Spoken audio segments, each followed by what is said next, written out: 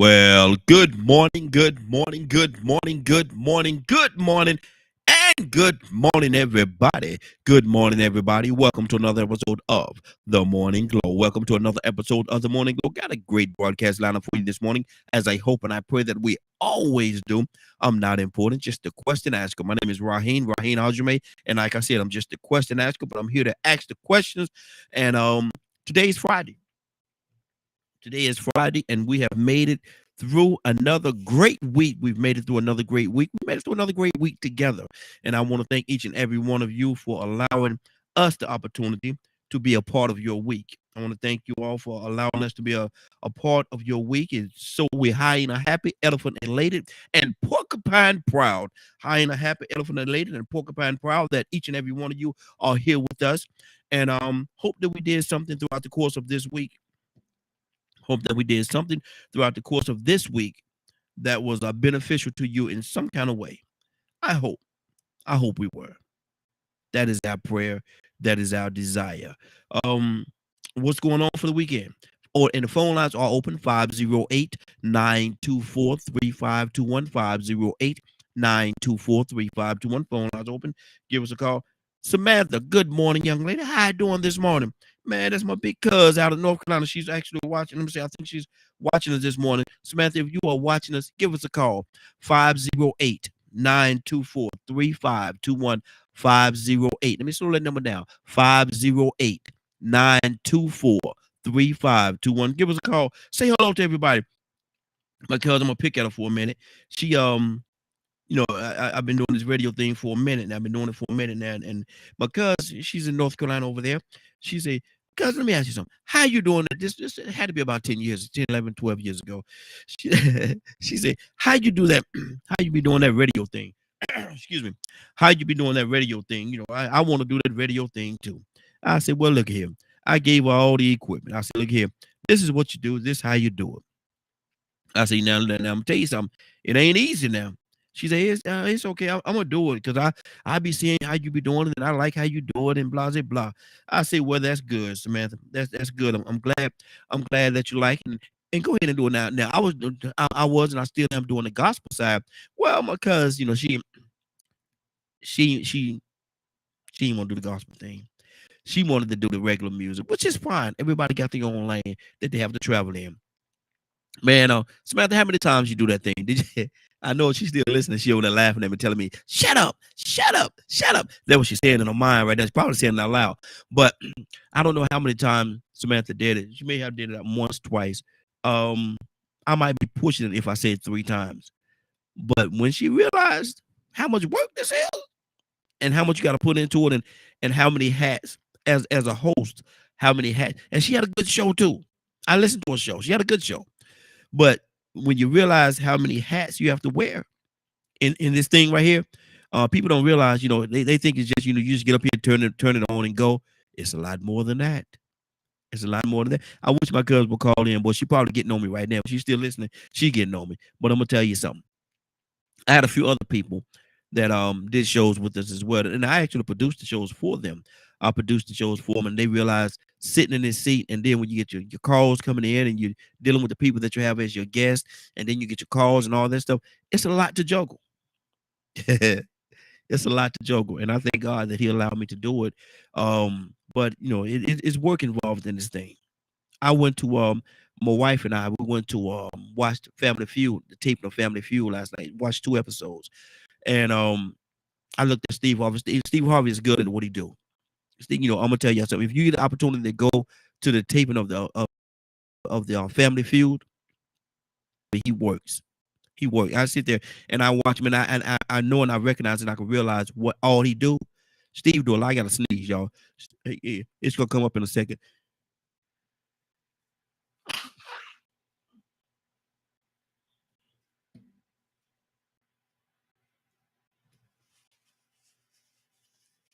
Clean my own nasty nose. Excuse me, y'all. I apologize for that. But Steve Harvey, he does a lot. He really does a lot. He do a whole lot, and to watch him operate and to watch how he operates, and between, see, you got to understand the show, the way that TV works. You don't record the show all the way through. You do it in segments. Samantha Moore. Yeah. I'm listening this morning. Hey y'all, this is her. This is my cuz right here, man. Love you, cuz. How you doing? Hello, you all. Man, listen. I did it 5 times, Oh, Raheem. you I did. did it 5 times. I miss a good 2 or 3 of them. I miss a good 2 or 3 of them. But I'm gonna tell you something. Um, how is it work? Let me start right there. Is it a lot of work? It's a lot of work. Mm-hmm. We had to pre-do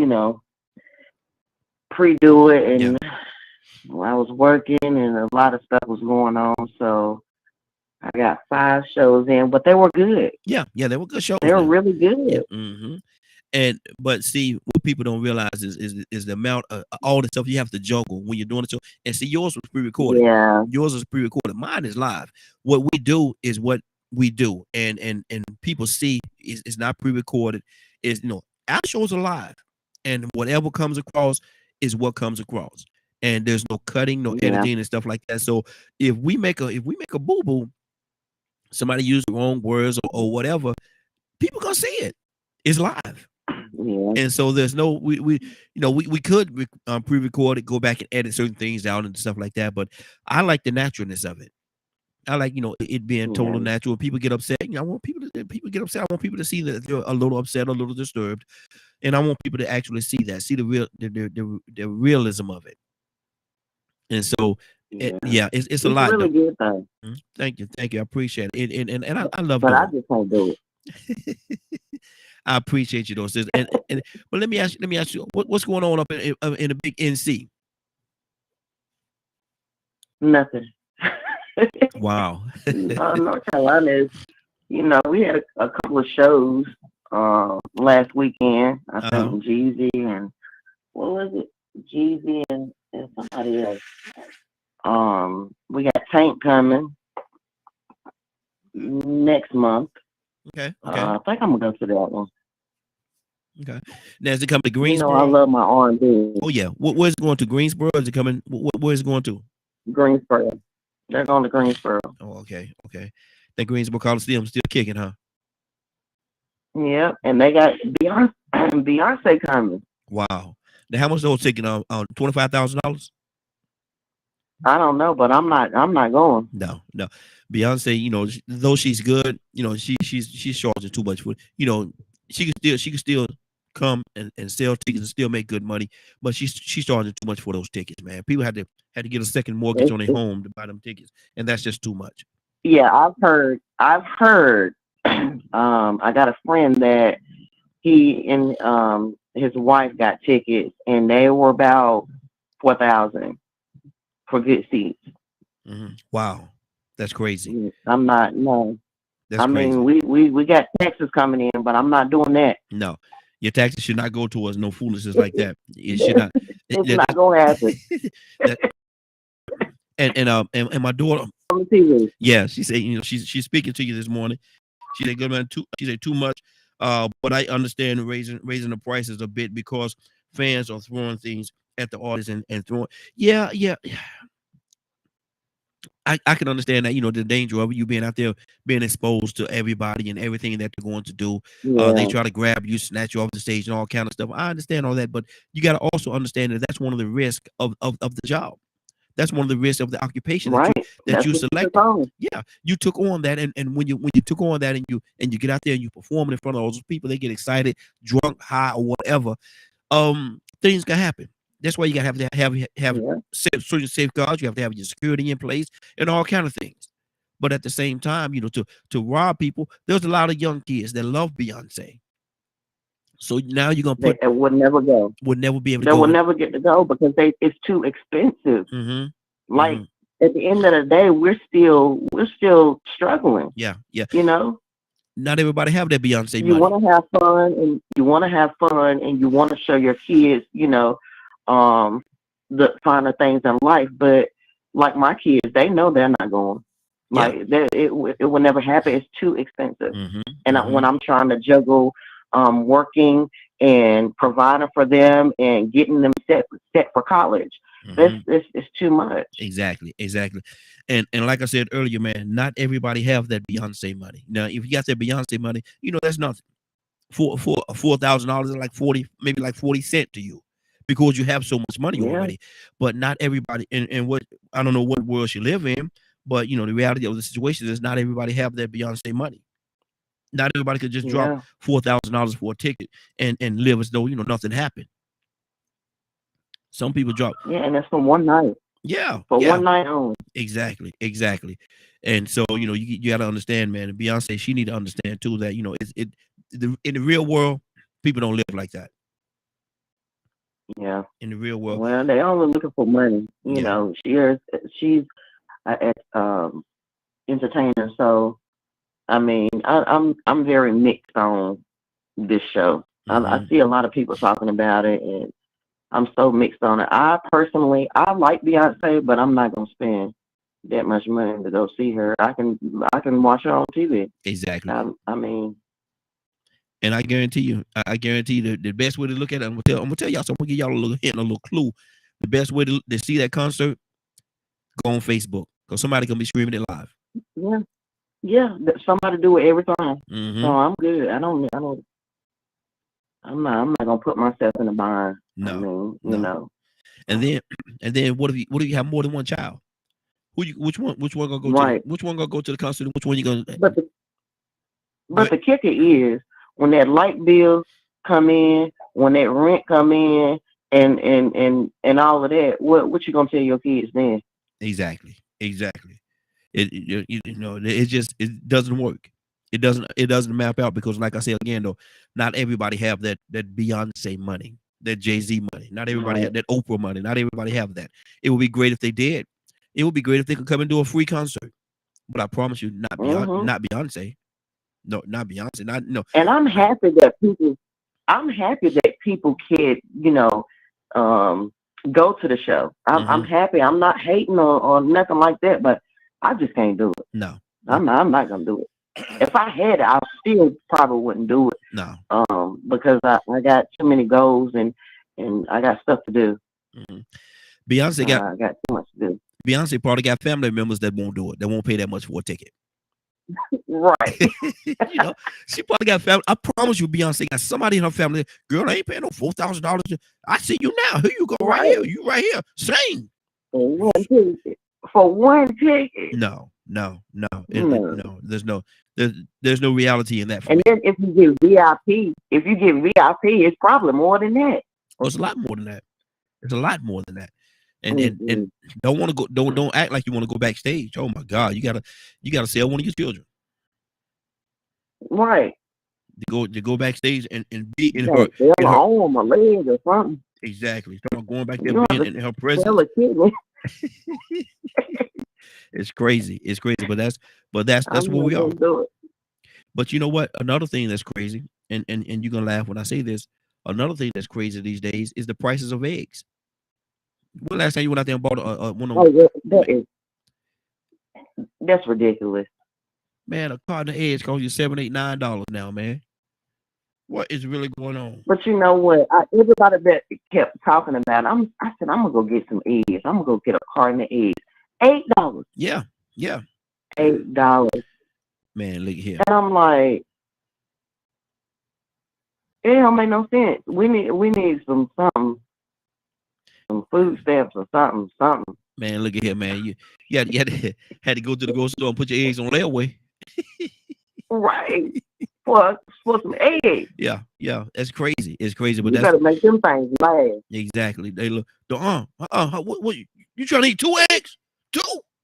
Yeah. What's wrong with you? Don't You don't even want to bake a cake. No. Mm-mm. None of that. None of that. Now I'm gonna jump into my topic. We don't. Our folks come in. Everybody must be tired. It's Friday. We don't had a real busy week. Steve and I went to see a taping of that Family Feud last night, and Steve Harvey did a great job too. I would love for everybody to go have an opportunity to go and see how he operates that whole situation. And like I was talking about earlier, when they do the show, the way the show is set up is actually done in segments. It's done in segments. They tape a little bit, they stop, and they'll do something else, and they set up everything. They come back and so the way that you see it is not the way that it's actually shot. And between every set, Steve Harvey, he's one of the only one. My wife and I, we've been to a couple of shows where we've seen how they tape and stuff. Steve Harvey is the only one that I've ever seen that actually stay out on the floor the whole time when other people come in and they doing what they got to do, doing the makeup and touch ups and stuff like that on the set. Steve stay out there. He come out to the center of the edge of the stage, and he talk to you. And what you're really getting is a comedy show. Every time there's a break, Steve Harvey, because he's talking trash, he's talking so much junk, cussing, and just just being real with it. And so it was an experience. Everybody sit there, man. Between the takes, everybody was laughing like there was actually a Steve Harvey concert, comedy show. That's how the thing was, man. And so it was real good, and we really enjoyed it. My wife, man, she laughed the whole time we was there.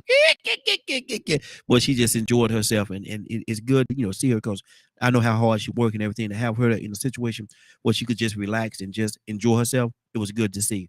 And so if anybody get an opportunity, go check out the Steve Harvey show. Go check out Family Feud, taping of Family Feud. You'll definitely enjoy it. But our topic today, and I want to see how you feel about this. And like I said, hopefully our folks will start coming in soon. They probably still asleep this morning. I'm at the doctor pay, but it's okay.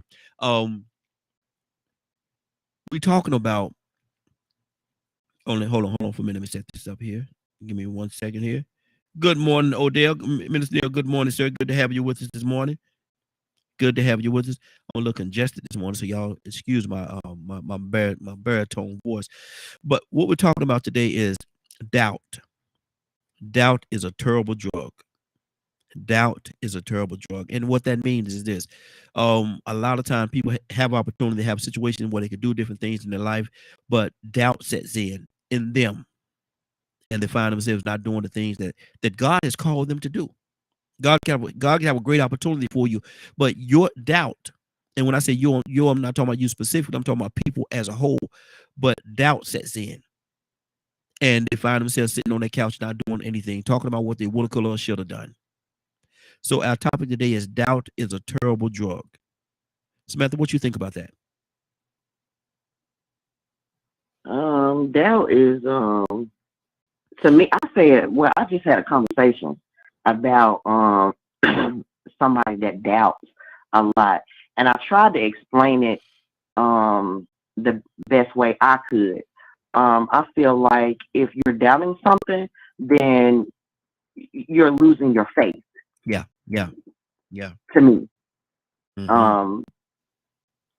And you gotta keep praying about it and believe that God is gonna move that situation. Mhm. If you don't pray about it and believe, then you're not gonna get nowhere. Yeah, exactly. And that's what it is, because a lot of times there's so many different talented people and great opportunities laid in the graveyard that nobody ever took a time to water or to plant or to water or anything, and they never took a chance. They never took it. You got to take a chance.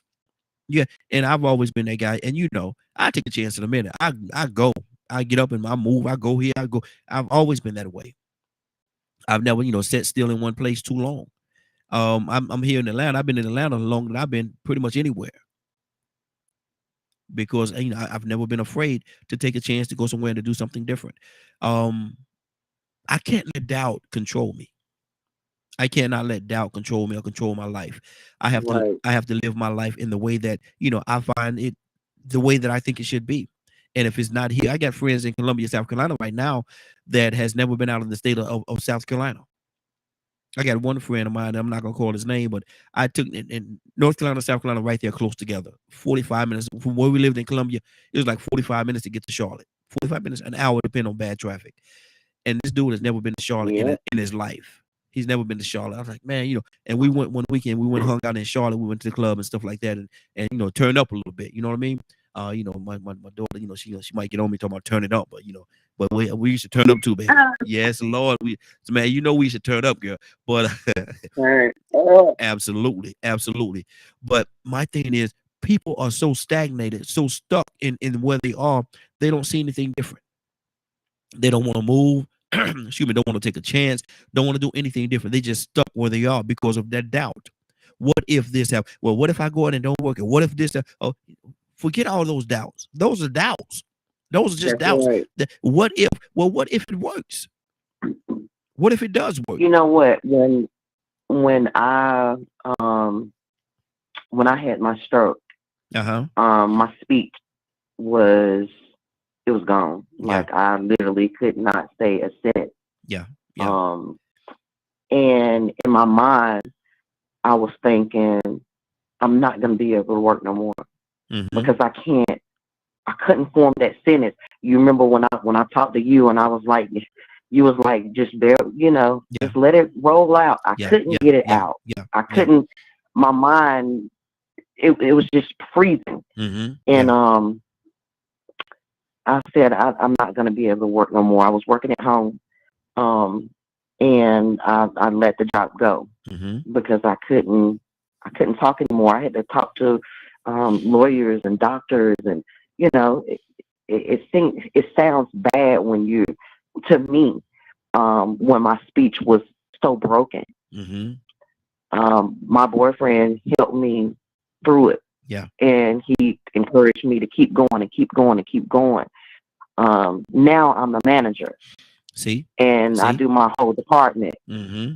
and I Mm-hmm. did it um, through um, pushing myself Yeah. Yeah. and getting that doubt away Mm-hmm. because I knew I could do it.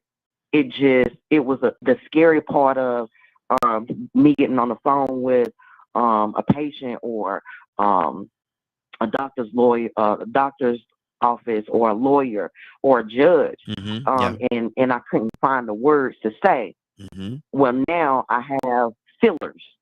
When I lose a word, I know what to say in it. So don't never doubt Yeah. that Yeah. you can do something because I really I did it. Mm-hmm. I did it. It's still a challenge for me, but I couldn't sit back and say, well, I ain't gonna work. No, I just can't work Yeah. no more, and Yeah. I ain't gonna be able to do this, and I ain't gonna. You can do it. And You can do it because I did mhm. it. And I love that because of the fact that you did not let that defeated spirit come into your life. You didn't let this that Yep. and that's what it is. A lot of times people let that defeated spirit come into their life and they live there. They live there, Hmm. and it's truth of the matter, it's natural. It's natural to have that doubt and have the little things speaking to you and stuff like that, but you can't listen. You look at Mm-mm. you, You gotta keep moving. yeah, tell it go on back where it came from because you ain't got no playtime here. Go on back where it came from. Go on back. I got things I got to do. Hmm. While you sitting here, go find some other doubt to play with. Go find some other doubt to play with, That's but you're not right. gonna find it here. I got things to do, and so that's what I love about the whole Hmm. situation. What you just said, you didn't let that doubt creep in. You didn't let it take over and consume you. You knew you had things you had to do. You knew you had things that you wanted to accomplish. You knew you had them babies that you had to take care of. Yeah. You know what I mean? And so I applaud you. I really do. I applaud you. Rico, good morning, sir. How you doing this morning? Man, I can't complain, man. Just trying to see if this rain gonna let up. I know the temp dropped again, but I'm just happy to see another beautiful new day, man. Yes, sir. Good to have you. Good to have you. Rico, we're talking about doubt. We're talking about doubt and how people let that stop them from doing the things that they so rightfully should be doing. God has equipped everybody to do something, and they allow that doubt to come in. So our topic today at this point right now, and happy Friday to you, brother. Doubt is a terrible drug. Doubt is a terrible drug, man. What do you say to that, Rico? Yeah, no doubt it is. No doubt it is. No doubt it is a terrible drug. But Yes, sir. it's a reality that truly Mhm. exists. And, Yeah. and and you know, most times when you make statements like that, you have to ask yourself, why is it even an issue? And the reason why it isn't an issue, the reality is because you have so many people that have suffered failures and losses that they don't want to suffer any more failures and losses. You have so many people that don't even know what it feels like to have any success of victory. Yeah.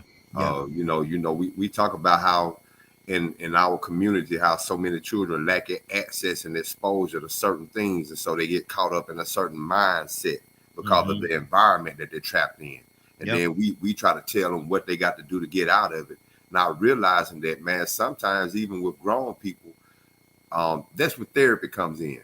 Sometimes even with grown people, you can't just only give advice, but you pretty much have to get a baby spoon, feed them, grab them by the hand, and walk them step by step, because they never got the basic fundamentals of getting up and getting back up and dusting yourself off, and then seeing, okay, you can get back up, you can overcome.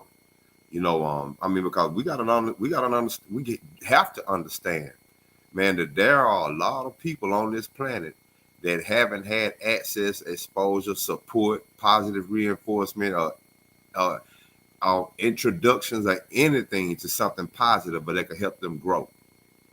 We read stories all the time of children being found dead and abused by their parents. Well, what's the odds of those children turning out to be that unicorn that can survive that and become the next Bill Gates or the next Barack Obama? Come on.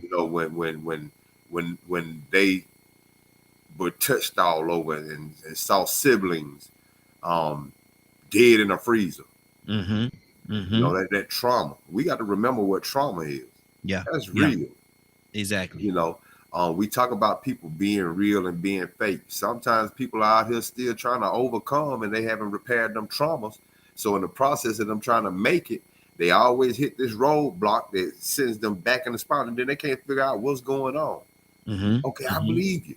I'm going to church. I'm praying. I'm trying. I'm taking risks. But for some reason, I keep on failing. Running into the roadblocks. And some of them are placed there on their own, or some of them are just based off the fact that they've been programmed wrong and they still don't know the basic foundations of how to identify which route to go, or how to discern between. Maybe money is their motivator, but maybe money shouldn't be their motivation, because money makes them go into illegal things. Maybe they believe that it's money over everything. As long as it makes money, it's a good thing. Oh man, but just think, if you think as long as it makes money, it's okay, you might want to go into slavery. Yeah. You get what I'm saying? Just to be successful.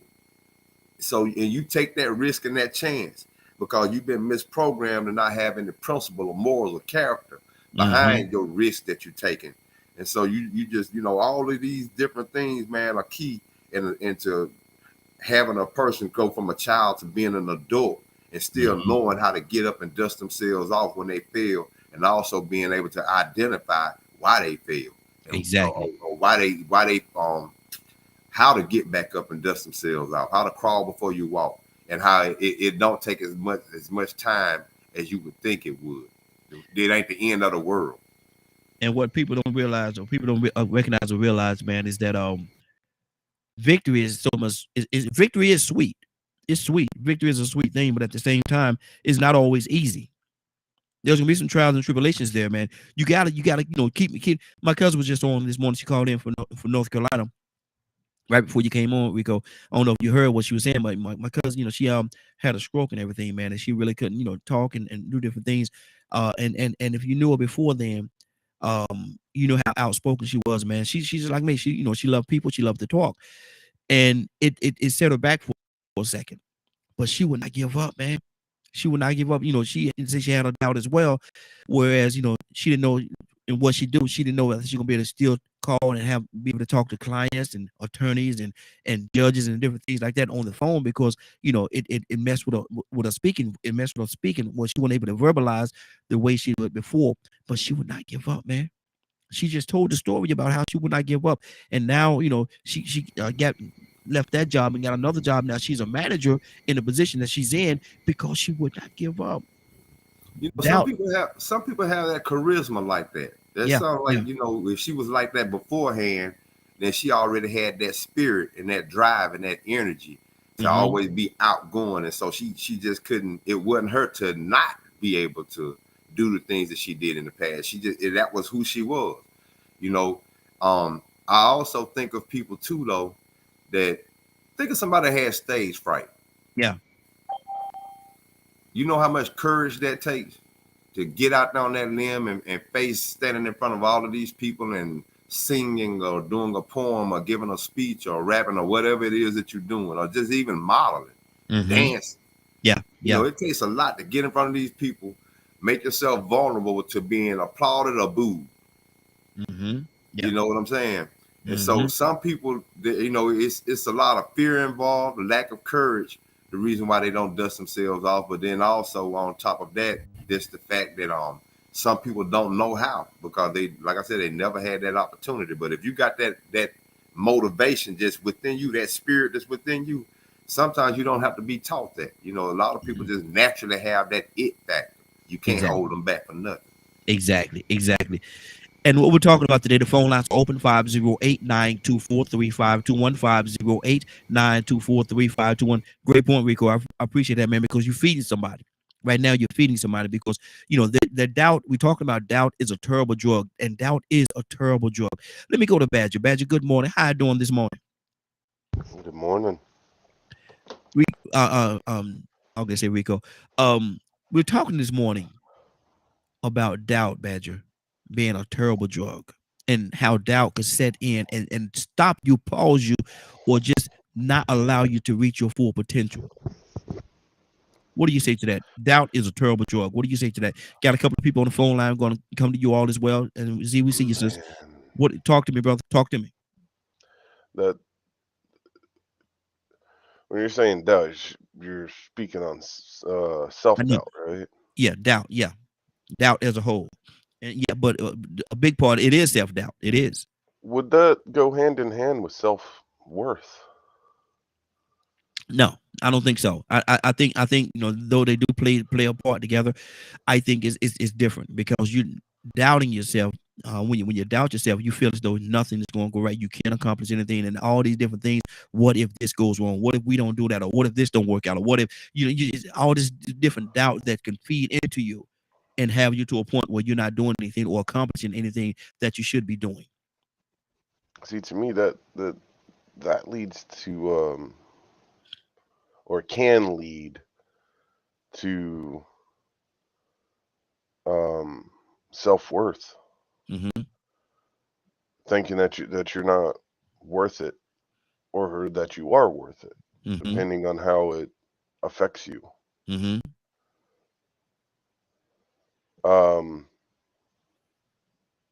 It's, man, I'm trying to get the words together, because when we come back to you, brother. Yeah. Okay. Let me go. We got a couple of people on the phone line on ZVCU as well, but let me go right now to Cassandra. Was the next person to come on? Cassandra, good morning. How you doing this morning? Good morning. Cassandra, we're talking about doubt is a terrible drug. Doubt is a terrible drug, and doubt can, if you allow it to, it can stop you, pause you, or have you stagnated for a very long time. Let's talk about that for a second. Is doubt a terrible drug? Oh, absolutely.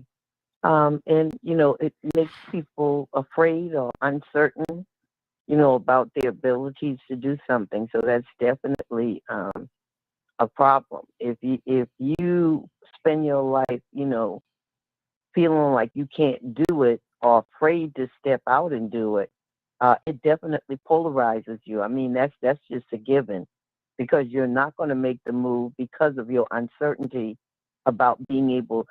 Success sometimes scares people, and you know, your goal is to be successful at whatever it is that you're endeavoring to do. Yes. But if you have that doubt, it's going to polarize you. It's going to literally, you know, have you afraid to move, almost paralyzed. So it's something for people to really try to work through if they're trying to reach a particular goal.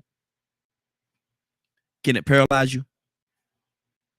That's what I was saying. Yeah, it'll lock you dead in place. You won't try to push through to the next level or to the next goal that you have set for yourself.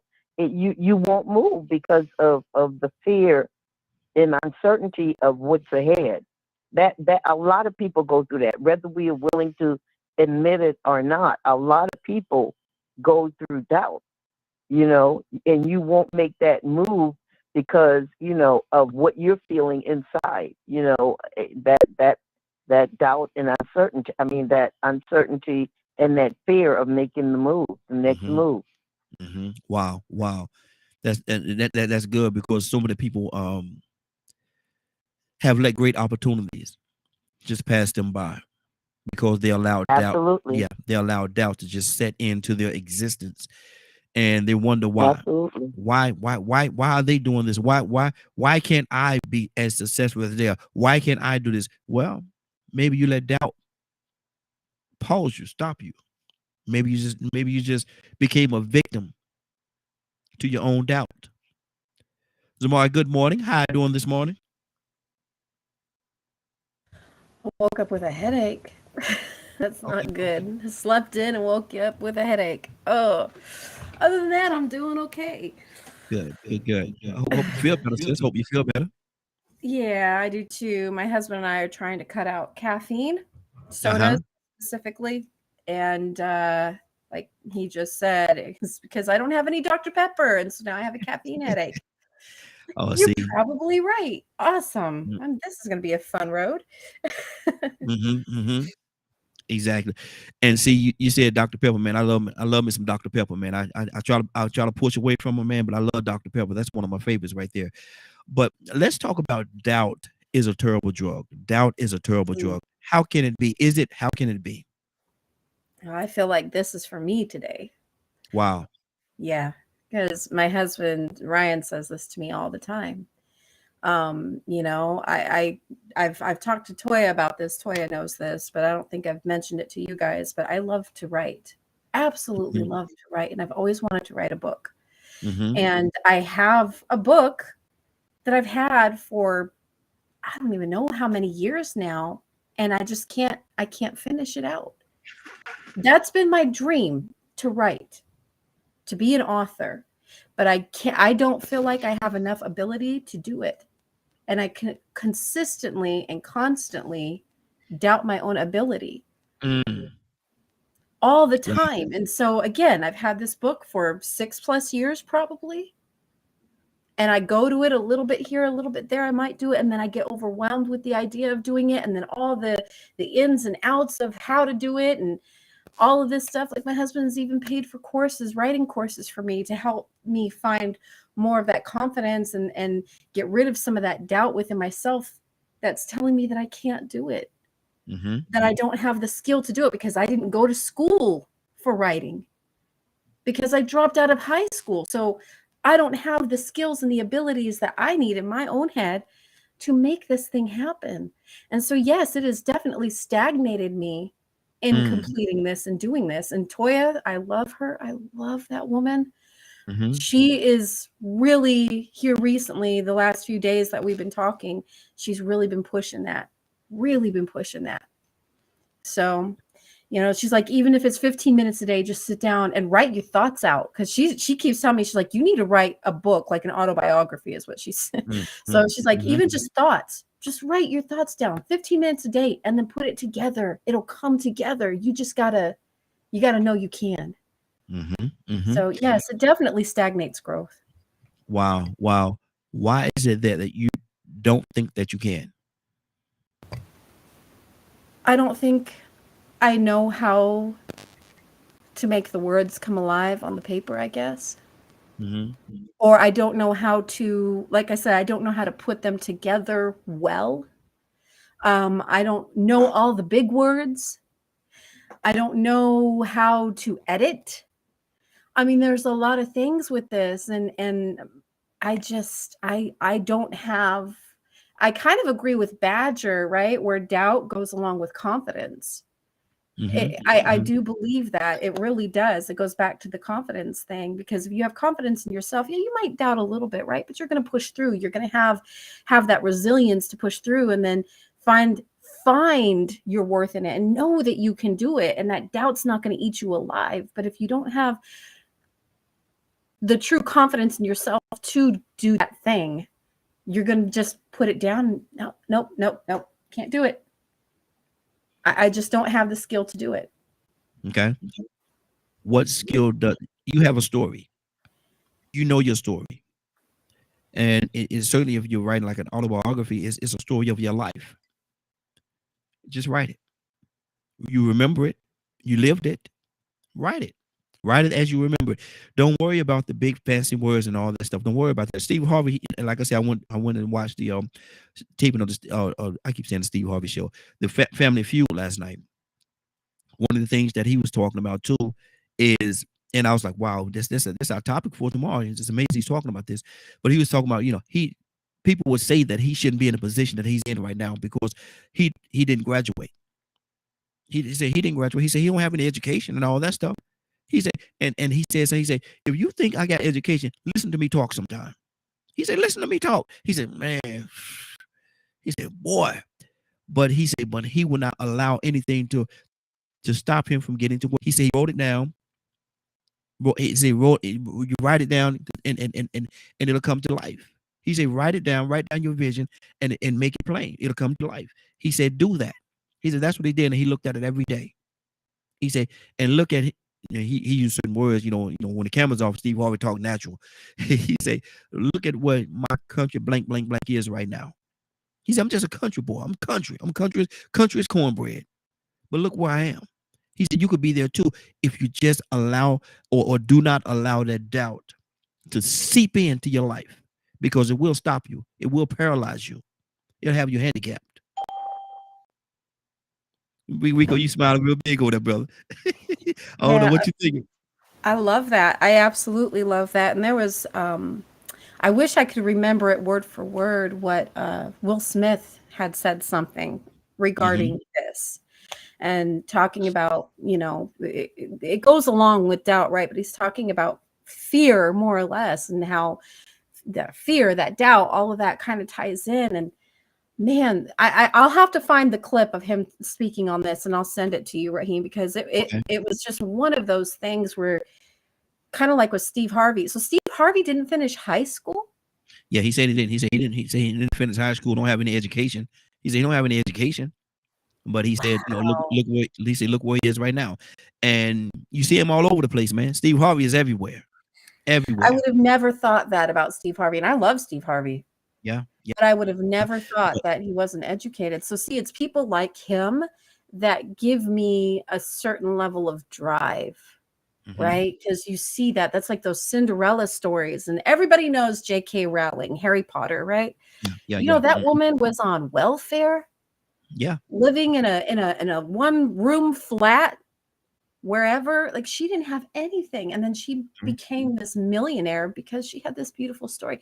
So she was the one, when I read her story, or when I watched her story, that was one of the things that kind of started me on that journey of trying to write, attempting to write. But then I stopped, because then I found out this woman actually went to college for this. I can't do this. She's got that background. I don't have that background. But then, like with my fantasy book that I have shared it with a few people. Of course, my husband has read it, but like I always say, my husband has to tell me I'm awesome, right? But other people have read it too. And they're like, you need to write this. This is so good. This is so good. But I read it, and there's only one chapter out of the 3 or 4 that I have that I actually think is worth it. Excuse me, but worth a crap. Nah, I doubt that. I believe the whole thing is probably amazing, but you have to believe that as well. And though you don't have any formal education and stuff like that, but you graduated and you re-enrolled, and now you're a student again in the University of Life. Okay, I like that, Raheem. I like that. University of Life. You live it every day. You have a story, and your story could help and lift somebody up and get them on the right path in which they need to be. Your very story could make somebody else, 10 or 12 other people behind you, say that if she could do it, I can too. You heard about Steve Harvey. You said, and see what he is. He didn't have that doubt, or let that doubt seep in. I'm sure there's times or moments in his life where some doubt tried to seep into his life and made him think that he was less than, or he couldn't, blah blah blah. But he did not succumb to it. He continued. What you have to do is know that you're worth it. Know that you're good enough, and write your story. Write your story. Whatever happens after that, you accomplish your goal. If you sell 2 copies, if you sell 1 million copies or 100 million copies, you have accomplished your goal. what happened after that is out of your hands. That's good. You're right. You're right. Even if it doesn't become a bestseller, the fact is I did it. You're right. Accomplished your goals. You're absolutely right. And so that's why I'm with that. Tucson, good morning, sir. How you doing this morning? Good morning. And I'm gonna tell you, I'm all right. and Zamar, just for the record, Tucson. I've written 2 books. I think Tucson wrote 2. How many books you wrote, Tucson? Oh, I know you've written more. I got one. Mm-hmm. I got a couple in my files I didn't put out there yet. Okay. But I really, my wife really, she's got more than I have. Mm-hmm. Mm-hmm. But I help. I do the putting in the scriptures and stuff, and we kind of do it together. I think she got about 5 or 6 of them. Yeah. See, you're in a company. See, God has a way of doing different things. Tucson, his wife has written 5 or 6. Tucson has wrote on how many he's wrote. I've written 2. I have 2 books out there. I don't push it, but they're done. I could go and show them to you. As a matter of fact, I'm gonna go get one. It's right across the room. I'm gonna go get one. I'm gonna bring them. I'm gonna show it to you. They're done. You can do it. You can do it. You just have to do it. Go ahead, Tucson. No, there's a book in every one of us. Life is a book. Your life. You just got to write it down. Tell a story. That's all you got to do. It take time. You experience it every day. If I would take the time, there's plenty of books that I can think about. But I don't take the time to write it, to put it on paper. If just for instance, if I can share every lesson or every message and compile them, take all of them up that's in my files and compile them, I don't know how many books I would have. Mm-hmm. You think about even children, got grandchildren. We started books with them that got it in the files. We started it and put their name on it. Little things that happen to them every day. But life, we tell our story every day. We telling one now. Mm-hmm.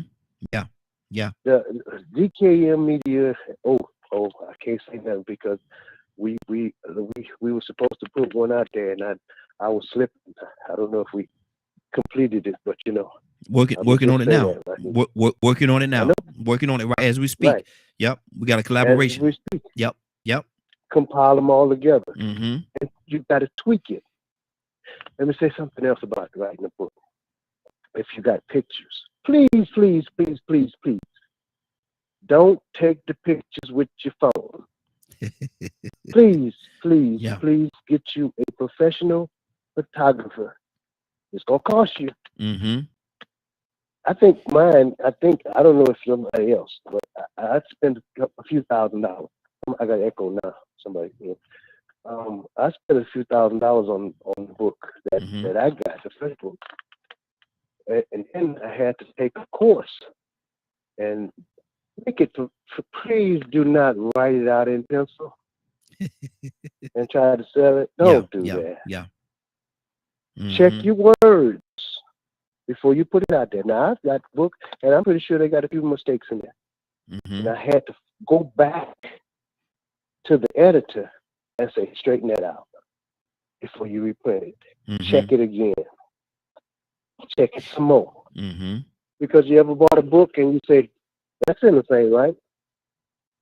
Mm-hmm. Exactly. You can't write a book in pig Latin. Mm-hmm. Mm-hmm. But anyway, Raheem, you was talking about doubt. Yes. And and I heard Zamari said something. Is doubt a form of fear? That's just a question. And it is. It is. Is in the same cousins? Yeah. They're close kin. Mm-hmm. Because it'll keep you from doing something. Doubt and fear. Yep. And I if they're can't. cousins, they're first cousins. I tell you that. That's how close they are. Yeah, They're I'm first telling cousins. you. Yeah. Mm-hmm. If they're not husband and wife, Yeah. Exactly. they Exactly. boyfriend and girlfriend. Mm-hmm. It's something. And Zamar here. And all of us has that doubt about ourselves. I hear it all the time. Mm-hmm. When we start talking about our past, some of us, and it has hindered our potential Mm-hmm. because we talk about our discrepancies. Yeah. That don't matter. That makes you better, Mm-hmm. really, Mm-hmm. because Exactly. you're overcomer. In spite of your shortcomings, you can accomplish some things, and that's amazing to me. I'm just saying. Absolutely. And Zamar, I just put the book up on the screen. I don't know if you saw it, but that's my second. This is my second one right here. It's called Untrust. Sometimes it's better to stand alone. Sometimes it's better. That's my second novel right there. And so my first one is, I have a couple of copies of my first one right here. I sold pretty much all of those, but I got 2 or 3 of them sitting around the first book that I wrote. And so, it's just a matter. It's just a matter of just doing it. It's just a matter of just doing it. Ryan, good morning, sir. How are you doing this morning?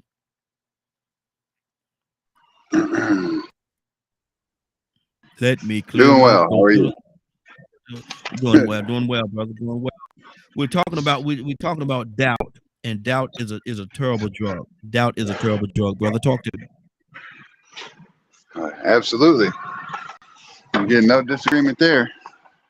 Doubt is one of those things that it's a cousin of many different things. I guess I'll turn my camera on a little bit out here in this winter wonderland today. There you go. So doubt plays, they say that sleep is the cousin of death. Well, doubt has many cousins too. Yeah. You got fear, you got paralyzation, you got self-worth, you got all kinds of things that roll into doubt. And one catches the other's back as it goes along, in my opinion, because one leads into the next, into the next, into the next. And so when you have individuals who are doubting you or doubting your word or doubting your actions, doubting if you have the comprehension to do certain things, it plays a role on your psyche. And it begins to wear you down over time. It's a slow drug. It's one of those slow rollers. Yeah. And it takes time to settle in and really, not to bring up the topic for a third or fourth day in a row, it starts to wear your mental health after a while. But there's like my wife's case.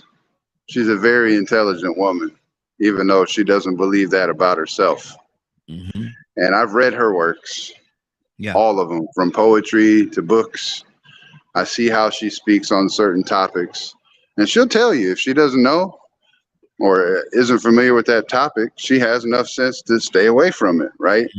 Like that shows a lot of character. You're just not going to speak on something you don't know about. So, she had a lot of things happen to her across her life that put her in this position where doubt rolls the beast or controls her psyche.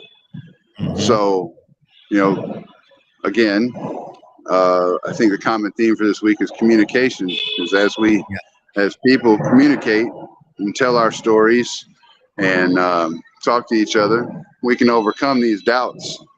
We just need a little help. Don't need drugs. Don't need an outside source. We just need friends and family who actually give a rip about you. So, I've had doubts in my life, and I've overcome them for the most part. I don't really deal with doubt too much. I think the main doubt that I deal with these days is society. I doubt we ever gonna come together. Sometimes it'd be like that, But I try to keep it positive and try to not focus on that because I don't want my mind ruined with that. I got 4 kids that rely on me and a wife that rely on me to stay doubt free and positive, to lift them up and keep them away from doubt. Yeah. So exactly. That's good. That's good. Badger, coming back to you, brother. What's on your heart? I had to go look it up and the meanings and things like that. And it seems doubt can be a self-worth destroyer. Mm-hmm.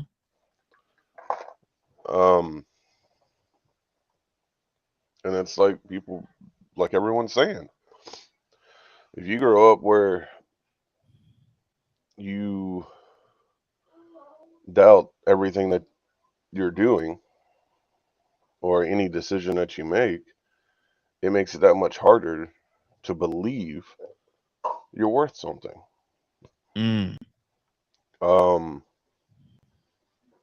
Like I'm sitting here thinking, now I got something new to talk to with my therapist about. So it's one of those things of we're using a tool called introspection to look at why are we doubting? What's the cause of it? And figuring out what's the best way to deal with it. And I feel that that's a tool probably most of us is in need of. Because life is a struggle, trying to figure out, even motivating oneself to write a book, to start a business, to do a lot of different things. Even maybe come on this radio show from time to time. Can all be very difficult depending on where a person's mind is and what they're dealing with. See, I've been using self-worth wrong this whole time and didn't even know it. Wow. You know, so you brought up the topic and I'm like, what's the difference? So I went and looked it up. And now I'm going to be using a tool that was taught to me by elders and stuff called introspection. Looking within and figuring out how to work on the issues that I have. And it's just one of those constant things that those of us that deal with it need to work on it. Wow. And sometimes we need someone that's trained and has experience of helping people work through those issues. Sometimes we got to reach out to people like that to help us through it. And there's nothing wrong with that. Nothing at all. So as far as this doubt thing, if it's something that you're struggling with it or might not even realize that you are, take a step back and analyze yourself and figure out, is this something I might be able to do on my own, or is this something that I'm going to need help fighting? Stopping is not an option. Giving up is not an option. No. That's why I said step back. That's why analyze it and then walk forward. Yeah, and that's why I was reiterating what you just said. Stop is not an option. Stop giving up is not an option at all. Stopping will make it eat you alive. I'm agreeing with you, brother. That's why I said that. That's why I wanted to push that point forward so people can understand and recognize and realize what you just said. Rico, talk to me, brother. Man, y'all knocking it out the park, man. You know what I'm saying? I mean, and Badger said it all. It's like trying to find out where it's coming from. You know, I heard a lot of key words, you know what I'm saying? And it really boiled down to what Zamara said and what Donald was saying. Donald was saying, well, you know what? I don't have the time. And so, you know, to a certain extent, that's one avenue of that self-doubt, because maybe you do have the time, but it's some things you won't sacrifice doing because you prefer to do those other things. Yeah. And then you always have that in the back of your mind where you say, well, man, don't nobody want to hear nothing about me. All right, it ain't that big a deal. and there's other people telling you, man, that's great. But to you, you like, oh, it ain't that big a deal. Why? Number one of the reasons could be because we have too high of expectations. Like, I'm hard to impress. But some people come back to me and tell me, oh man, you did this is fantastic. You got this potential, you got that potential. And I'm like, what? Y'all impressed with that? This ain't nothing. Yeah. Because I've heard better. But that came back along with not only self-doubt, but now you're devaluing your self-worth. So now you ask, how does that happen? How does a person actually diminish their own greatness? Well, that's subconscious. You know what I'm saying? That shows somewhere maybe you didn't realize how good you were, and you didn't hear how good you were, or realize how recognized you go. I mean, you know, I don't know if people realize just how much recognition means to people. They want to be acknowledged and recognized. At least know that I'm here. At least know that I exist. But in the process of trying to do that, they had the spirits crushed. Somebody stepped on them. Oh, that ain't nothing. The person that probably told you it wasn't nothing was probably the person that needed to tell you the most that it was something. Maybe it was your parents. So now if you don't hear it from your parents, it don't mean as much when you hear it from other people that, oh, that was good. I like the way you sound. You can sing, because you didn't get it. What does that help if they don't invest in you to help make that blossom?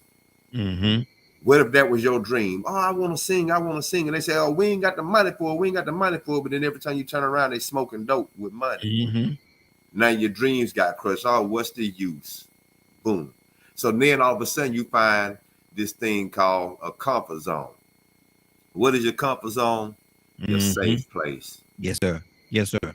So when you get in that safe place, it's really hard for you want to get out of it, because once again, you don't want the disappointment of not meeting your expectation. You know what the possibilities are because you've seen what other people do. And deep down inside, you know, yeah, I am better than them. But ain't nobody going to listen to me. Ain't nobody ever listen to me. Look, I'm speaking from experience. Come on. I'm speaking from experience. And it goes back to those things that happened in the past where maybe you were bullied, neglected. You know, the people in your community probably, you know how many people dumb themselves down just to fit in? Yep. So now those same people that dumb themselves down to fit in just so they can be comfortable and safe in that environment, they need another group of people to make them smarten themselves up. So sometimes therapy with one-on-one is not just a thing. That's why you have Alcohol Anonymous with groups. Some people have to have group therapy. You know what I'm saying? Because going in one-on-one, that's not, they don't feel safe and comfortable with that. But maybe they feel a little bit more comfortable in a group because they always needed the support of a group. Maybe they never had the support of the home group, the family group. So there's a lot of things that contributes. You know, Ryan said, man, there's a lot of close cousins tied into that thing that contributes to doubt. And no matter how much motivational speaking you give them, you still might have to pick them up, hold their hand, and then guide them around like a blind man, and still let them be recognized for the part that they played in the success, and to show them how important they are before you actually show them now you can walk on your own. Wow, that's good. And that's what sometimes it's a nudge, man. Sometimes you got to give that person that nudge.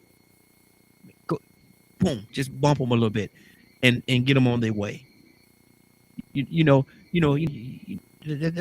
read something that you wrote the other day. You know, I really love that, man. That was beautiful, brother. I ain't know you was writing like that. I ain't know you could write like that. You have to mind screw people. Yeah. Write one for me. Yeah, exactly. Make me a couple of copies. I got some friends want one. Then all of a sudden you bring them the money back. I told you could sell it. Exactly. For real? Exactly. Okay, now you need to show. Now you got to show them something else, though. You have to. I mean, you really have to mind screw people sometimes into getting out of that doubt to show them what success looks like. And like, man, I really could do that. Yep. Did I do that? That was all it took. But Zamari said something. I can't do that. Yeah. Man, she went to college. Yep. That's the reason why I can't do it. So I'll stay in my safe place and do the things that I'm comfortable with. When real and true, I could probably sacrifice some of these things that I'm comfortable with and go ahead and try this, because there are people that did write books that didn't go to college. Yep. It's a choice you have to make, but it's a group thing sometimes. It's a lot of support that has to come behind that, positive reinforcement, and along the way of maybe sitting down with a person and doing it step by step with them. Come on, let's write your book together. Exactly. And that's what it's all about right there, man. Because when you bring that money back to them and you say, look, I told you I told you could do it. Man, they paid for that. They paid you money for that. They bought it. Yeah. And there's many other people that will buy it as well. You got to do it, though. You got to do it. I'm not going to say I can't do it for you. You have to do it. Cassandra, talk to me. Yeah, absolutely. I love writing. Well, since I was about 8, I wrote my first poem, and then I started writing plays. Then I started writing screenplays. So writing has come easy for me most of my life. But I've had times where I've had writer's block, what they call writer's block, and I have to literally make myself. Toya gave Samaria good advice. Sometimes you have to sit down and make yourself, write your thoughts down. And as you do that, a lot of times, the story, because it's your story. If you're telling your story, if you're telling something fiction, that's something different. But if you're writing your own story, sitting down and just in front of that piece of paper or that computer and write, do 5 lines. If you can write 5 lines, 2 lines, 3 lines, you've done something for that day. And if you're telling your story, you just put what happened next. Wherever you stop, you just put down what happened next. You can always go back and edit out the things that you don't want. Or you say, maybe I don't want to put that in there. You can go back and take it out, but at least put it on paper as it happened. And that's all you're doing. You're telling your own story. So just take out what you want to take out later, but put it down on a piece of paper and move on from there. But I know what it is to normally people that have a lot of self-doubt or low self-esteem like I did, or self-worth like I did, that's our escape, putting it down on paper. That's how we survive, putting it on paper. So I definitely, would say to Zamaria, if she really wants to get this book done, just sit down and write the next thing that happened after what you've already written happened. Just put that down, a few lines a day or whatever, and you'll see that you'll start building your story, and it'll start coming together more and more. Exactly. But just do it. That's what my thing is. Everybody don't have to like it. You're not writing it for everybody, but there are those people that would love to see what you've written. Exactly. I just thought about something too, though, man. Like y'all was saying, like when Donald wrote his book, disappointment. That's what you really have to prepare them for. See, this is the thing that may keep them from wanting to write a book or put this song out. What if they don't like it? So that's the part that everybody's missing. See, it's easy to say, just, write a line a day and this and that. And they get their hopes up and they have these high expectations. They're getting rid of this doubt and this pessimism. Oh, yeah, I'm going to do it, man. And I'm confident that this is going to be great. Then all of a sudden, they ain't sold but 5 books in 3 months. Oh, my God, man, what's going on? They didn't understand the marketing and promotion. Oh, I just wasted my time writing this book. I won't do that again. You get what I'm saying? So it's like still having these people prepared to say, you know what, this is not the end of the world. Dust yourself off, find out what went wrong, try again. That's the other part of it, getting the people. Because I'm pretty sure a lot of people that have these doubts have tried before. And they fail. Now they don't want to feel that's a bad feeling, failure. People fear failing again. They don't like feeling down. They don't like feeling losing. That's the part you got to get people past. It's understanding that, okay, you might fall, you might fail. It ain't the end of the world. Get back up. Even with me, I know my biggest fear about doing some of the things that I know I have potential to do is I don't want to flop. Not just because of what other people gonna think, but I don't want to come down on myself because I do have too high of expectations for myself. So rather than disappoint myself, I'd rather stay safe and stay in my lane, play it safe.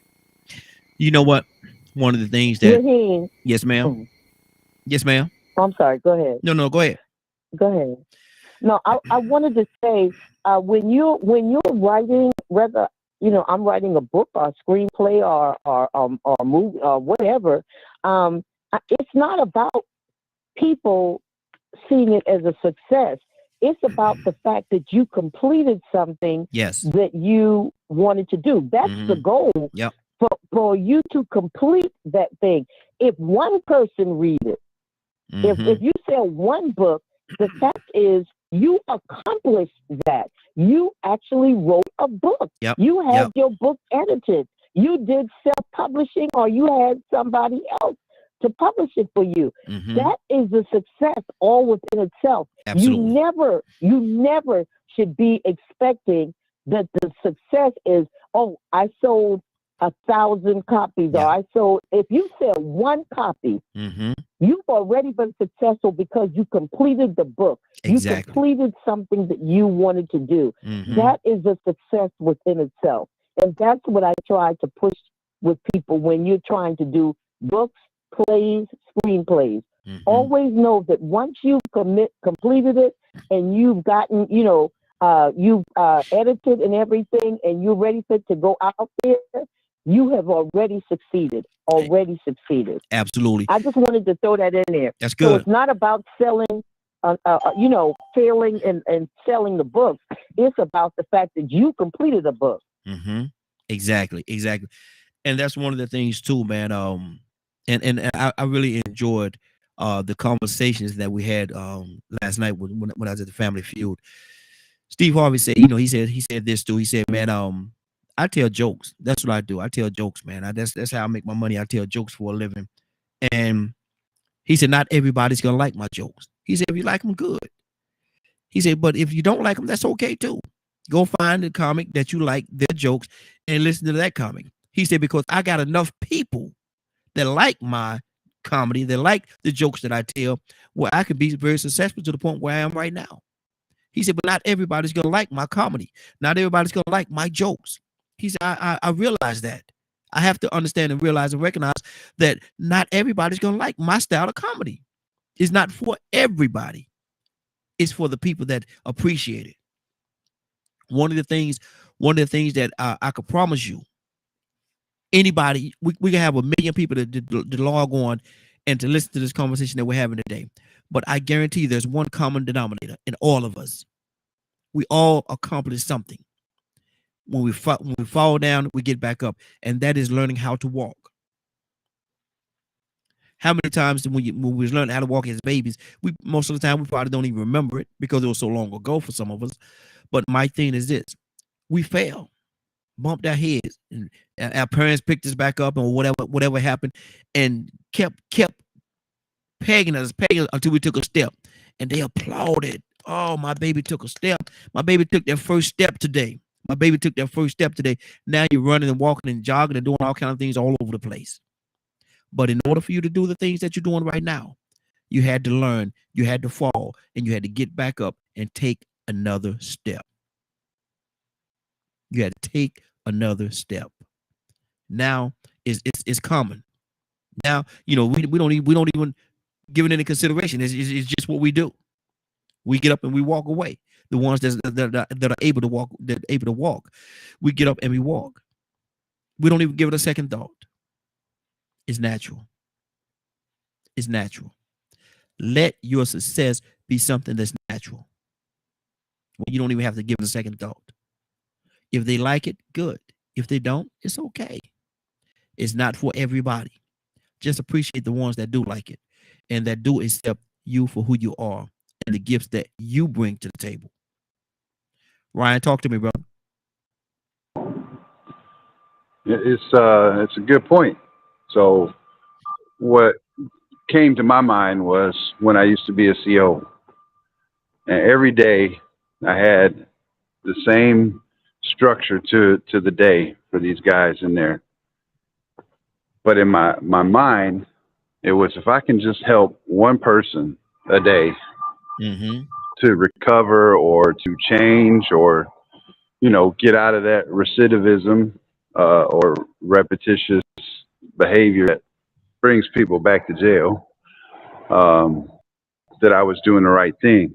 And I say I spent almost 3 years, maybe a little longer, in that place. And every day it became harder to see that goal come into focus of helping one person.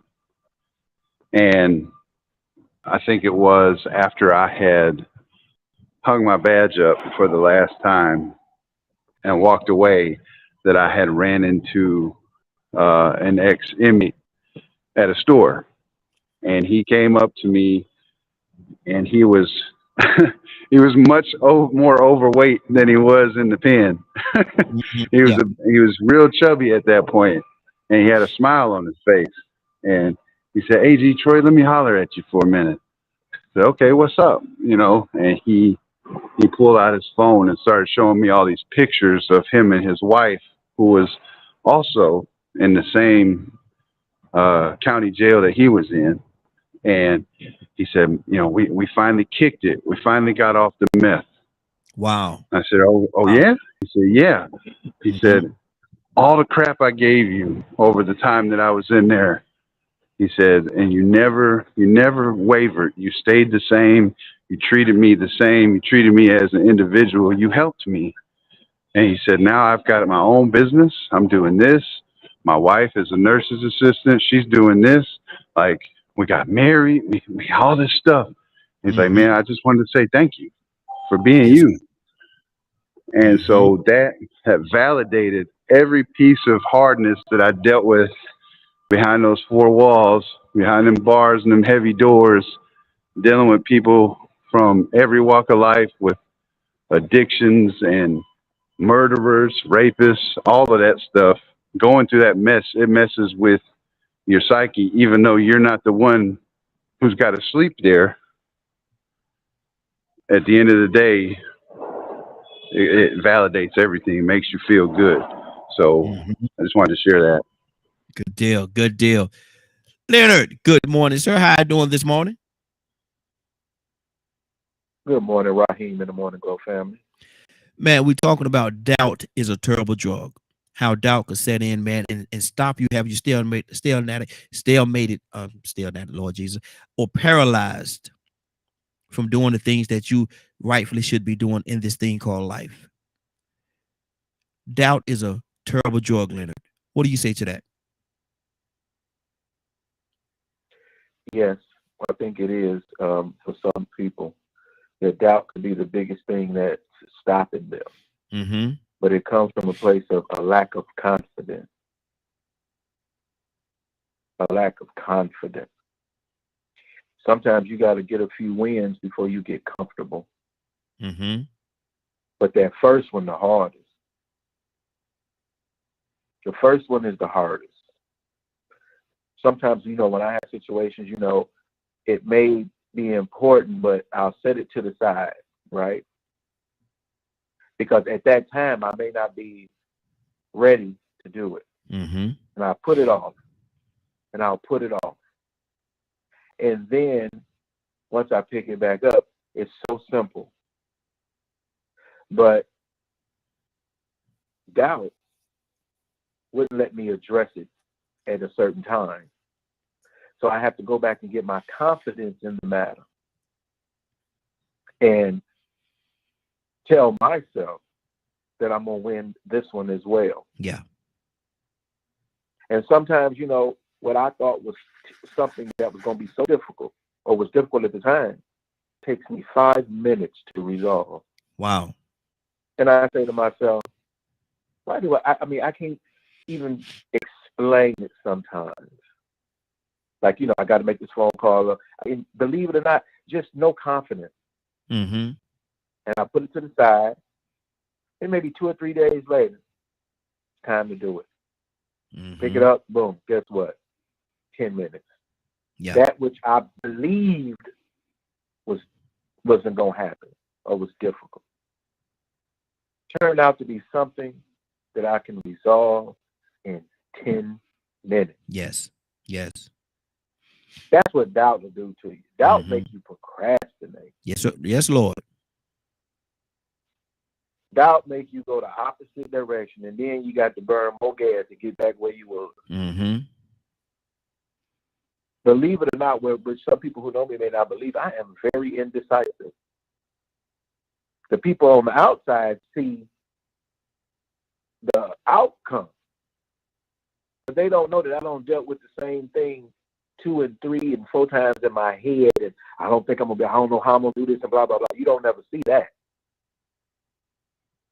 Mm-hmm. And so we have to understand that if you are in doubt, you got to go back and get that confidence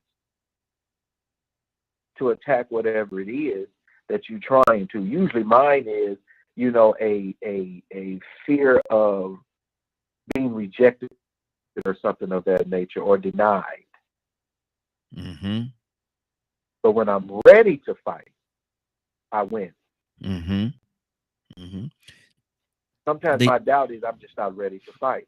Mm-hmm. Well, go get ready. I'm gonna tell you something. That's usually how I have dealt with it. And that's one of the things my seafood used to always say. Never go into a fight unless you're ready to win. Never go Gotta be ready. Yeah. He said never go into he's always tell me, never go into a fight unless you're ready to win. If you're not ready to win, don't go into the fight. Because you have no place there. That's right. I got an expectation of winning. Remember that I said that earlier about that expectation? Exactly. You got to expect to win, because if you expect to win, you're going to try. Mm-hmm. But if you already going into that fight thinking, oh, man, this joker going to cream me, you're going to get creamed. Prime example, a lot of Mike Tyson, when he was young Mike Tyson, a lot of his opponents that stepped into the ring, they stepped into the ring expecting to lose. This dude done knocked everybody out, man, knocked everybody senseless. What am I gonna do? Oh man, and poor Leon, Leon Spinks, Michael Spinks, I think it was Michael Spinks. Man, you could tell that joker, man. He just wanted to get it over with, man. He just wanted it, and he was a great fighter. But that whole situation aura around who Mike Tyson was at that time overwhelmed him. He out there throwing a little lazy jab, man. Mike Tyson throwing bolo, he throwing a lazy jab trying to run. Man, come on, man. Fight. If you get knocked out, at least try. But anyway, that was crazy. But that's a great example, man. You have to go into it with an expectation. That you're going to win. Some people only think of expectations as good thing, but sometimes you can have an expectation of failure, or an expectation of not having support, an expectation that they ain't gonna like it. Why? Because I'm the one doing it. Yeah. So I mean, that's hard to break. No matter how much speaking you do, you have to ask yourself, well, where did that come from? Why do they feel like it's just not meant for them to do? And see that, and that's their doubt, man. That's exactly their doubt. Why can't I? Or they're not gonna do it. They're not gonna do it. Man, we got. Let me tell you something. We have a 70s, 80s, and 90s party coming up next month. And if I set this thing up thinking that ain't nobody gonna come, man, ain't no need me wasting my time, man. I'm thinking it's gonna be sold out, man. I'm thinking we're gonna have wall to wall people, and we all gonna have a good time. We all gonna have a good time. We're gonna get in there. We're gonna have a boogie oogie good old time. If that's such a thing, boogie oogie. Y'all know that's one of them 70s references. But my thing is, we're gonna have a good time. It's gonna be sold out. People gonna come. They're gonna enjoy themselves, and they're gonna talk about it for a minute. I'm not going into, well, ain't nobody gonna come and we ain't gonna have nobody there. Nah, man, that's not my mindset, man. I can't live like that. Zamari, what's on your heart? No, nothing. I'm just taking in everything that everyone is saying, and it's really good stuff. If Leonard remembers what he just said, I'd actually like to write that down. He said something about success, and the you might not succeed 10 times, but that first one. And if he can remember exactly how he said that, I would love to write that down. I got a hint for you. Even if you can't remember it, go back and look at the rebroadcast. Oh yeah, there's that. It's captured. I told you headache today. God almighty, look at there. Yeah, he said was getting that first victory, getting that first success, and And it has to be received personally the right way, because if you're looking for other people to say, hey, good job, and they dismiss it, even that first one might be something that you push back in the back and say, oh, that wasn't no big deal. So, I mean, you know, you have to really have that self-worth thing, man. Let me tell y'all. So I'm gonna tell y'all the I story. do. I'm gonna be transparent with you all for a second. Well, I'm always transparent anyway, but I'm gonna be transparent again another time. This happened to me when I lived in Columbia, South Carolina. I had just moved there. Probably had been there maybe about a month or two, and I became friends with a few people. With this young lady, we became friends and everything. Nothing, you know, we're just friends. And she had an apartment. She had 2 kids, working and stuff like that. You know, trying to make everything work for herself. Didn't have a vehicle, and I kick myself even to this day, man. This was years ago. She came. I went over there and visited her one evening. We sit there, we talking and stuff like that. And she said, "I want to show you something." I'm like, "Whoa, okay." You know, kind of took me back a little bit. I said, "Okay," and then got up and we walked outside. And she said that, you know, she didn't have a car for a long time. She didn't have a car. She said, "I bought a car. I bought it," and she was so excited. And she wanted to show me the car and everything. Now, it wasn't the best car in the world, but it was her car, and it was an accomplishment that she had made. And I kicked myself because I did not give her the praise at that moment that maybe she was looking for. And I walked away. When I walked away, it hit me when I was leaving, and I walked away, got to my car, and I was leaving. I said, "Man, I blew that moment. I blew it. I blew it. I should have blew that thing up like she got a Lamborghini sitting there, like it's a Rolls Royce. I should have took that moment." And that taught me something, though, you know, because even though it's not, you know, I tell the story about when I first beach I ever been to was when I went to Hawaii, and I came in and they took me to Myrtle Beach. I embraced that moment, and, you know, I didn't talk bad about Myrtle Beach because it certainly wasn't the beaches in Hawaii, but at the same time, I knew that I could not talk down on it, but I didn't take that opportunity at that time because it was it was a great moment for her, a great accomplishment for her to have her own vehicle, because it was going to help her in so many ways. I dropped the ball. Man, I should have, like I said, man, I should have treated that car like it was a Lamborghini, man. Like it was a Lamborghini, because that's what it was to her. That's what it was to her. And so I blew it, man. And that's one time I could really look back in my life and say, I blew that. I blew it, man. I blew the moment. Well, not even the car, just what she did. It was just her Yeah. accomplishment could have been blown up. Like, man, did you really just do that? Wow. Exactly. It didn't matter what kind of car it was. You got a car? Yeah, exactly. Wow. Yep. I knew you could do it. Man, I'm ashamed, but I'm not ashamed. I blew that one, man. That moment, I blew it, man. I blew it, and I try to live my life never to do that again. It taught me something, man. It really did. It taught me something. Cassandra, what's on your heart? Yeah, I love what everyone is saying, and it's just, you know, we have to, you know, the Bible says encourage yourself. Sometimes we have to encourage ourselves in the Lord, but it's essential that we encourage each other. Yes. Whatever, it is so important for us, because you don't know, your 1 or 2 words to somebody can literally shift their life in the right direction. Yes. Or it can shift it in the wrong direction. Yes. So Absolutely. our words are so important, and just simple words of encouragement sometimes. One thing I always tried to do with my children, because I never had it. I never, like, you so stupid, you ain't gonna never amount to. That's what I was told all my life. And that was damaging. Yes. So just the opposite happens when you speak life into people. Things happen. You know, they're confident in it. They become confident in what they can do. You know, who they are. If you throw out that negativity constantly, you are doing the damage and trauma to young, especially young minds, that sometimes it takes them years to come through. You know, it's really important. Very important. Very important. Badger, talk to me, brother.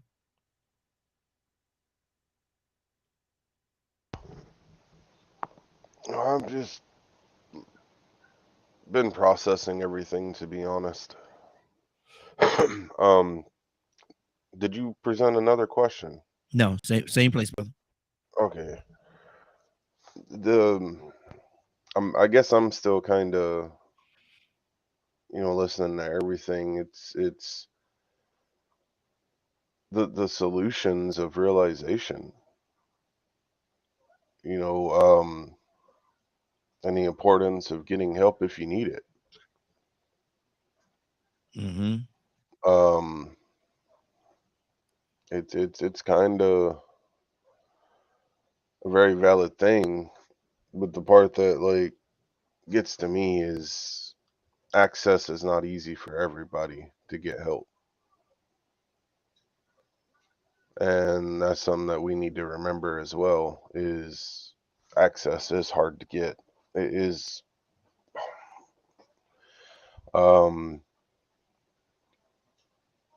When I was sitting here and I was like balancing and weighing the things I've known people to go through, and just to deal with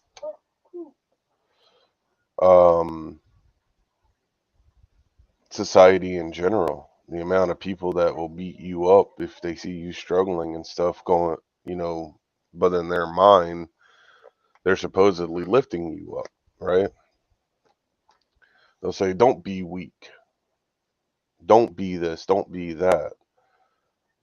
Is that really helping, or could that make somebody even worse? So you can't approach two people in the same ways. And with that, Badger, I think it depends on the heart of the person. It depends on the heart of the person and who's saying it and how they're saying it, because it could be very well be an alcoholic telling you don't never drink, because don't do this, don't a drug addict telling you not to do drugs.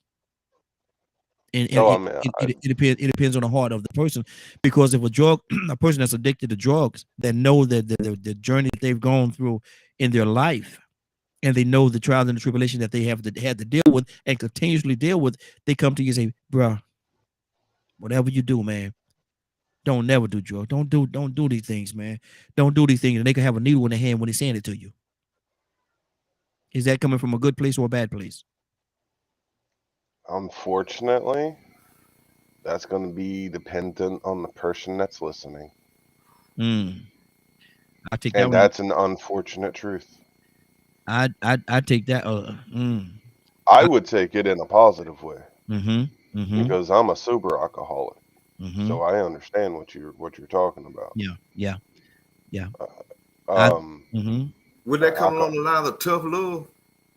It can. Yeah, it can. Yeah, it very well could. Go ahead, Badger. And it's, man, dude. Today's topic's got me quite worked up, because like I said, I'm having to process a lot of things and word usage. So, because it's interesting how once you start finding out what certain words or certain terms mean, you can find out that you were using them incorrectly and not even know it. And that there's sometimes a better phrasing that can actually be more accurate to what you're dealing with. And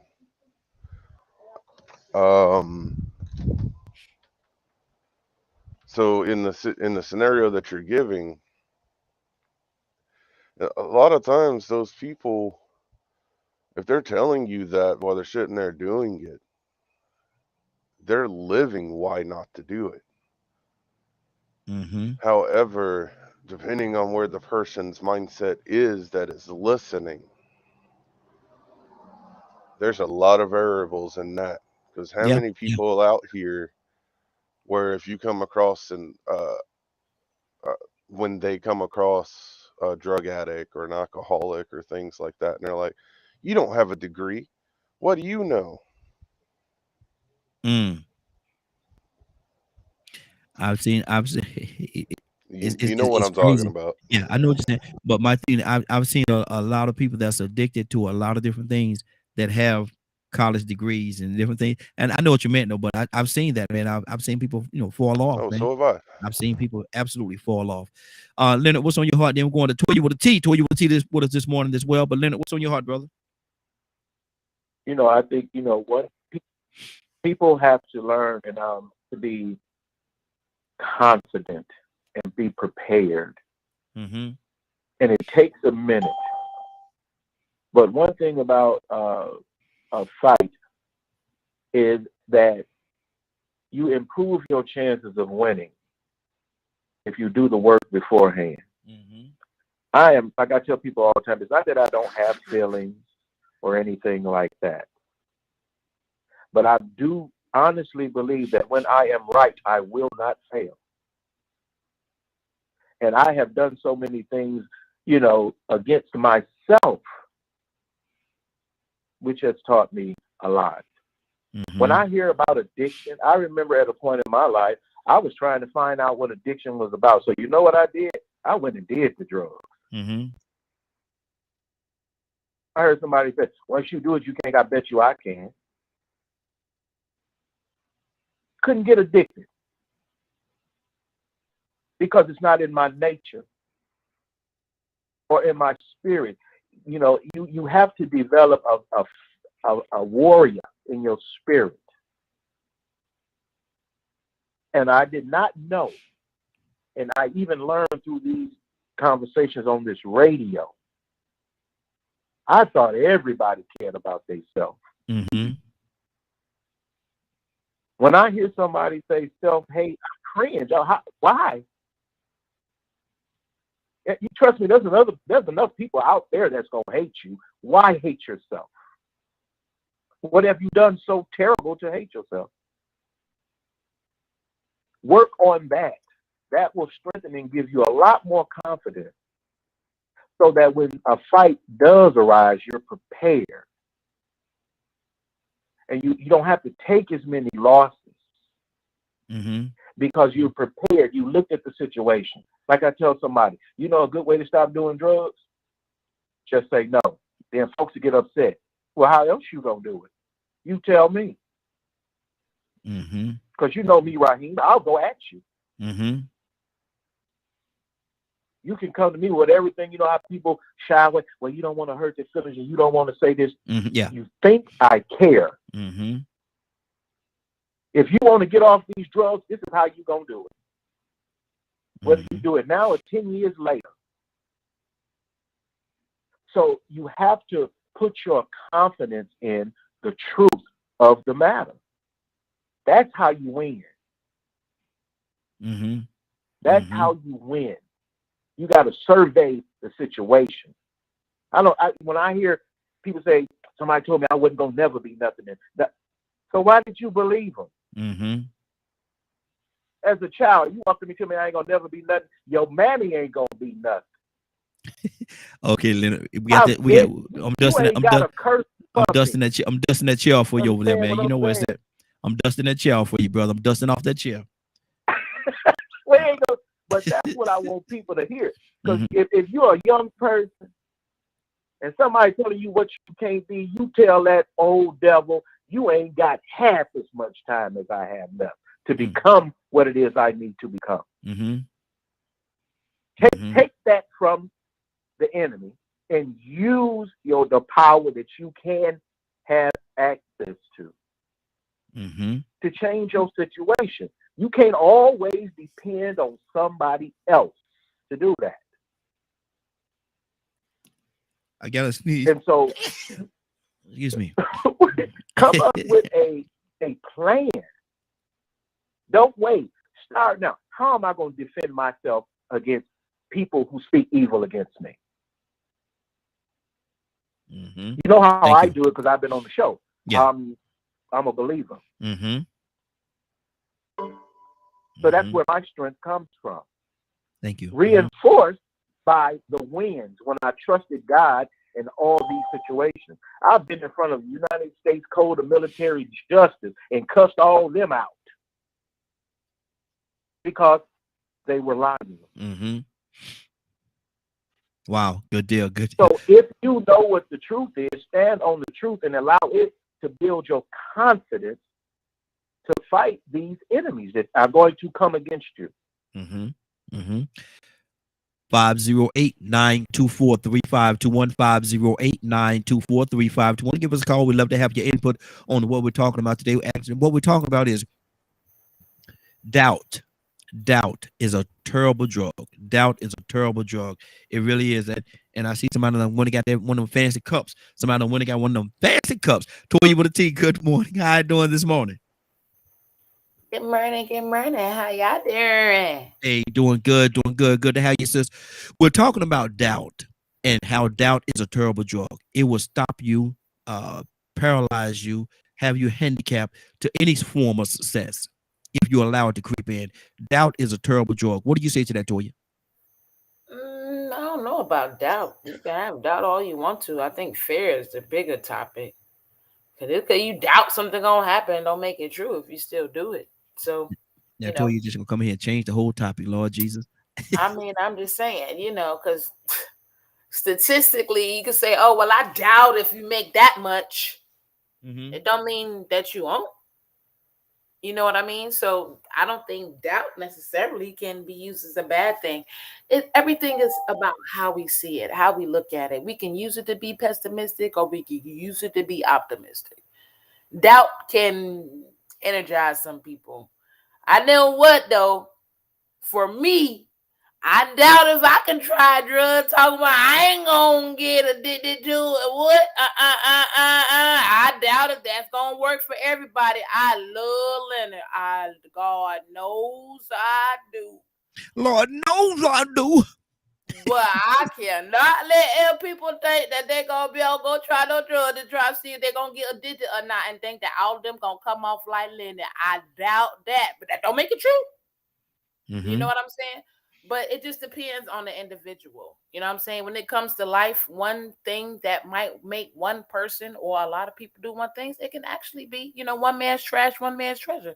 So doubt doesn't necessarily have to be something to, keep someone back. It just depends on how they look at it. Mm-hmm. That's just my personal opinion. Exactly. Right? Exactly. Like Leonard said, you can say, I doubt if DKM radio helps anybody because they're not on regular television or regular cable. Mm-hmm. Okay, so just because you doubt it, that don't make it true.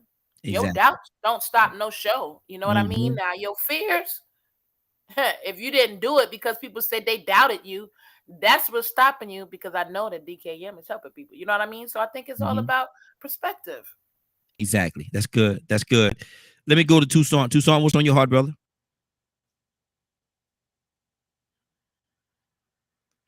Tucson, right there. Push that button right there, Tucson. Push that button. Got it. To the left. You know I was struggling with it till it was. Yes, sir. I posted something. Here's a cussing, knife cutting, knife carrying disciple, and him and the rest of the fellows, let me tell a story like that. Him and the rest of the fellows are told, go to the other side. And they just arrived on the boat. And all of a sudden they see something look like a ghost walking on the wall. It's just cussing, knife carrying, running off in the mouth preacher. Let me say it like that. Has enough confidence to say to Jesus, if it's you, bid me to come on that water. Yeah. If you walking, I can walk too. And the old cusser, Peter, get out there and start walking on the water. Ain't that something? And all of a sudden he started sinking. Speed up the story. Jesus says to catch him by the right hand, picks him up, put him in the boat. He said, at what point did you doubt? In the middle of us accomplishing things, sometimes doubt set in. Fear. I thought about when y'all was talking earlier, I thought about, man, this would be a good story, a good book to write. And entirely my first bike ride.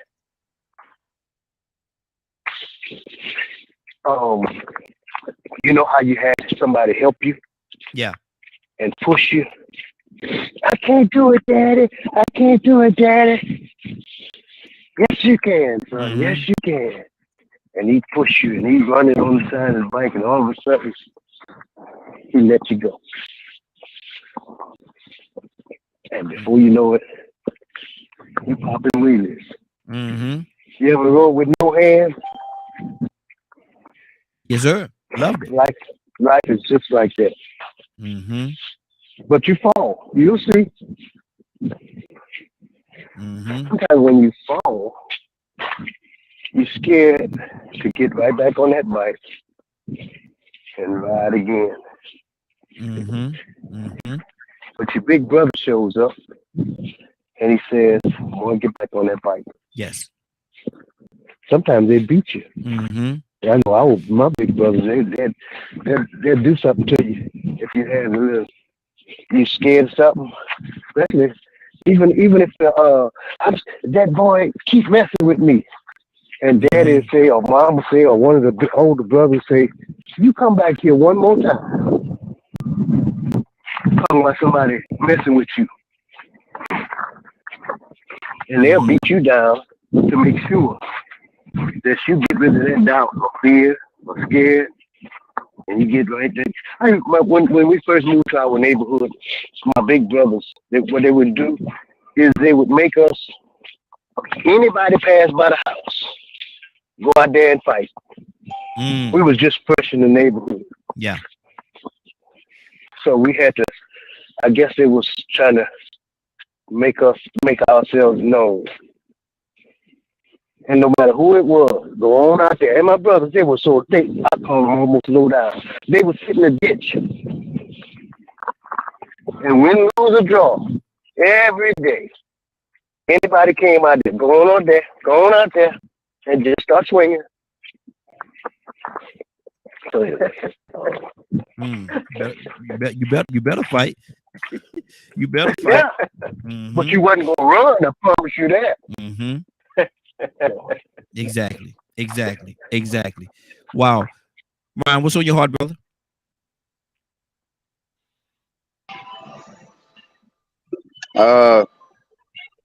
I'm not really sure what else to say. I think I covered all the bases.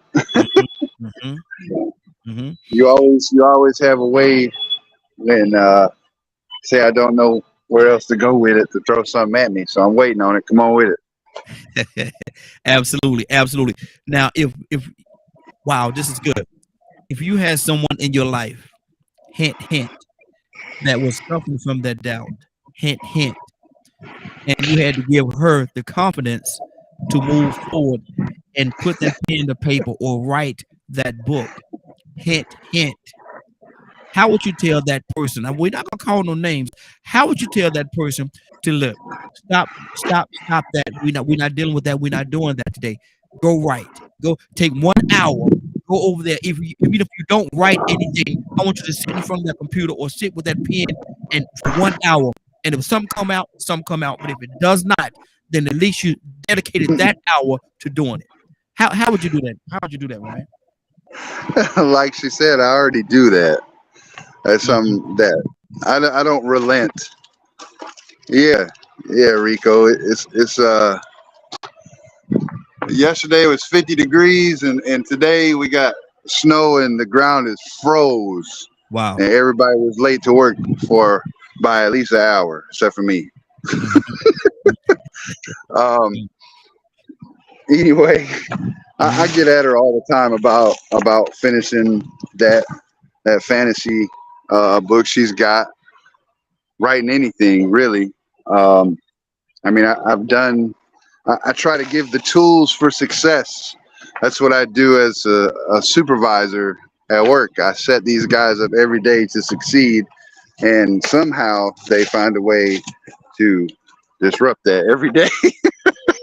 So it's one of those things. It's almost like a game. What can I do today to make them more successful? And that's how I view our marriage, our relationship, and her writing or any little thing that she does.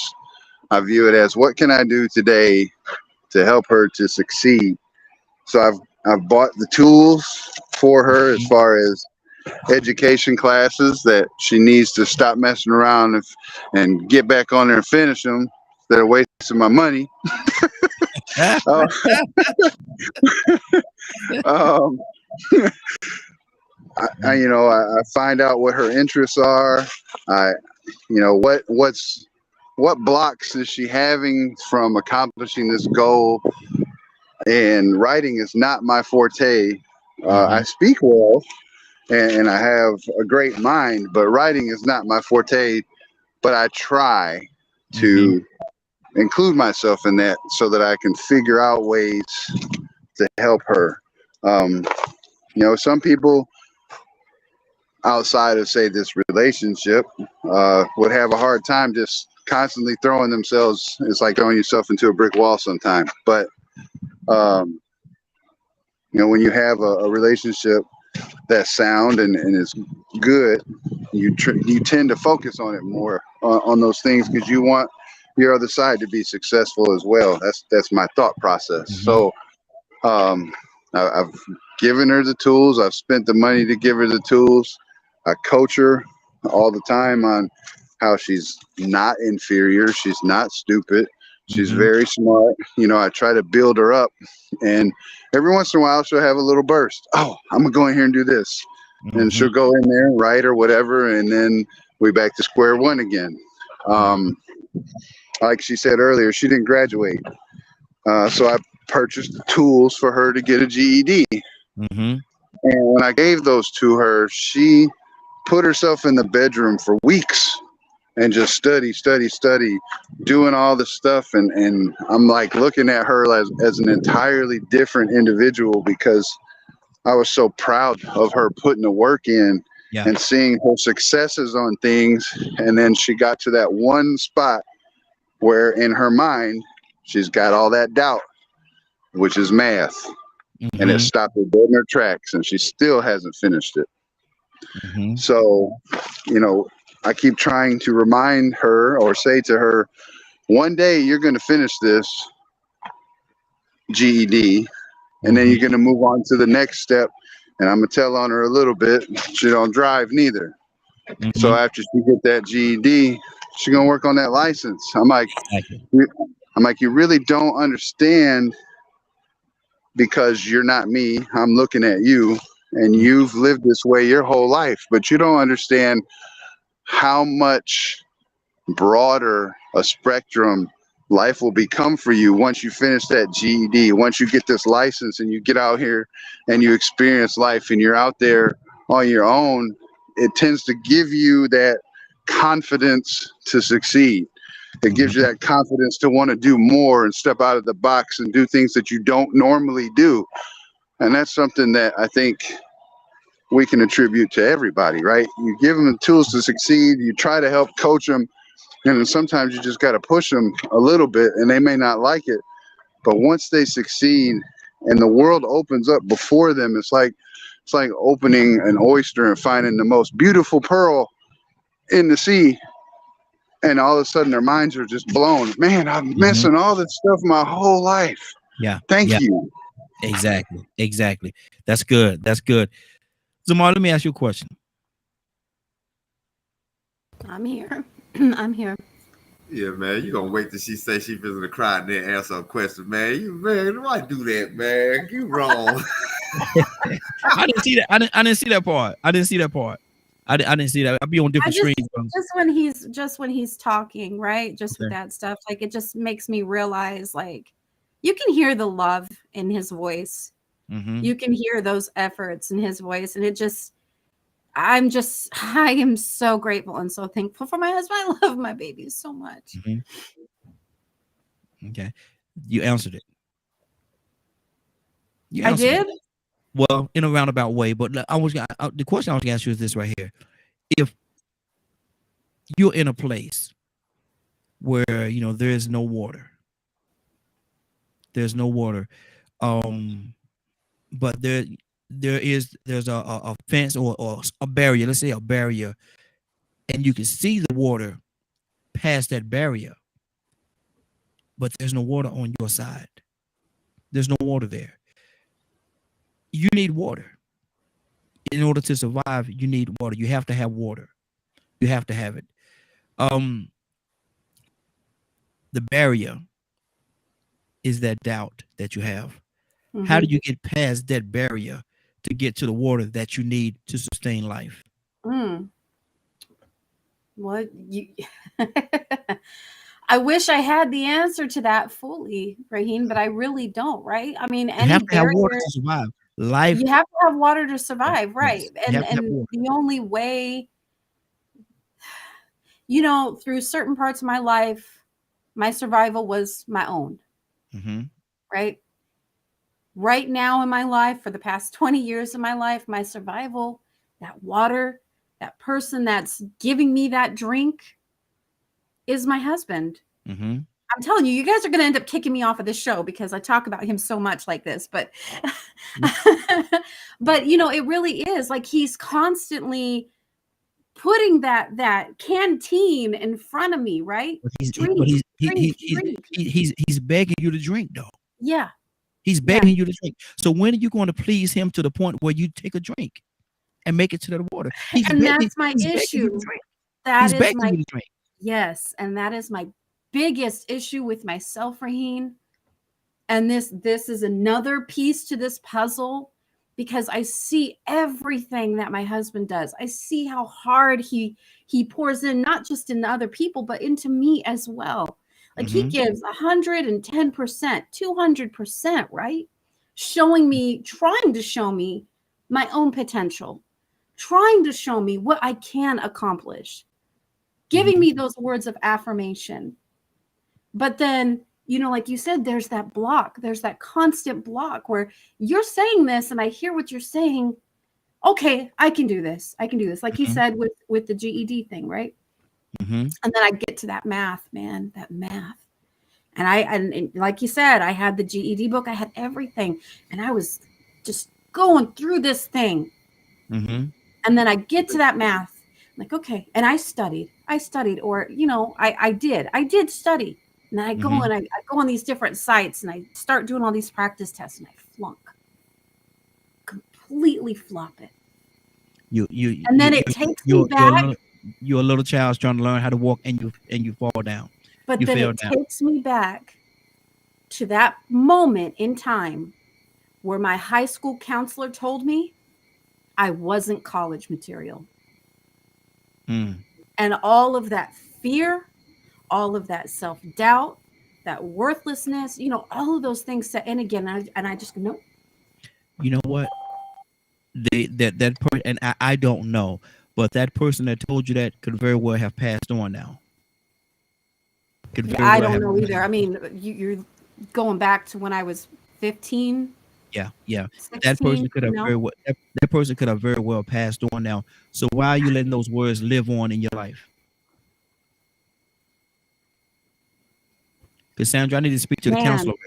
Yeah. I don't know. She found a comfort place. She found a comfort zone. I mean, if you saw what Ryan said, he said, maybe if I put a Dr. Pepper there.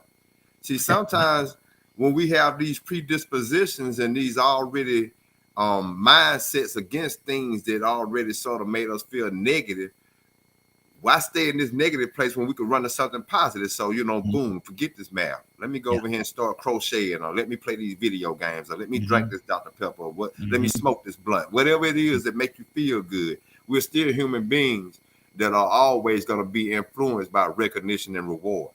Absolutely. We want to feel good. Could you let me speak to the counselor right now? What's on your heart? What are you hearing? Yeah, no, I'm hearing someone that still is struggling with her own identity and only, I don't care how much anyone encourages a person.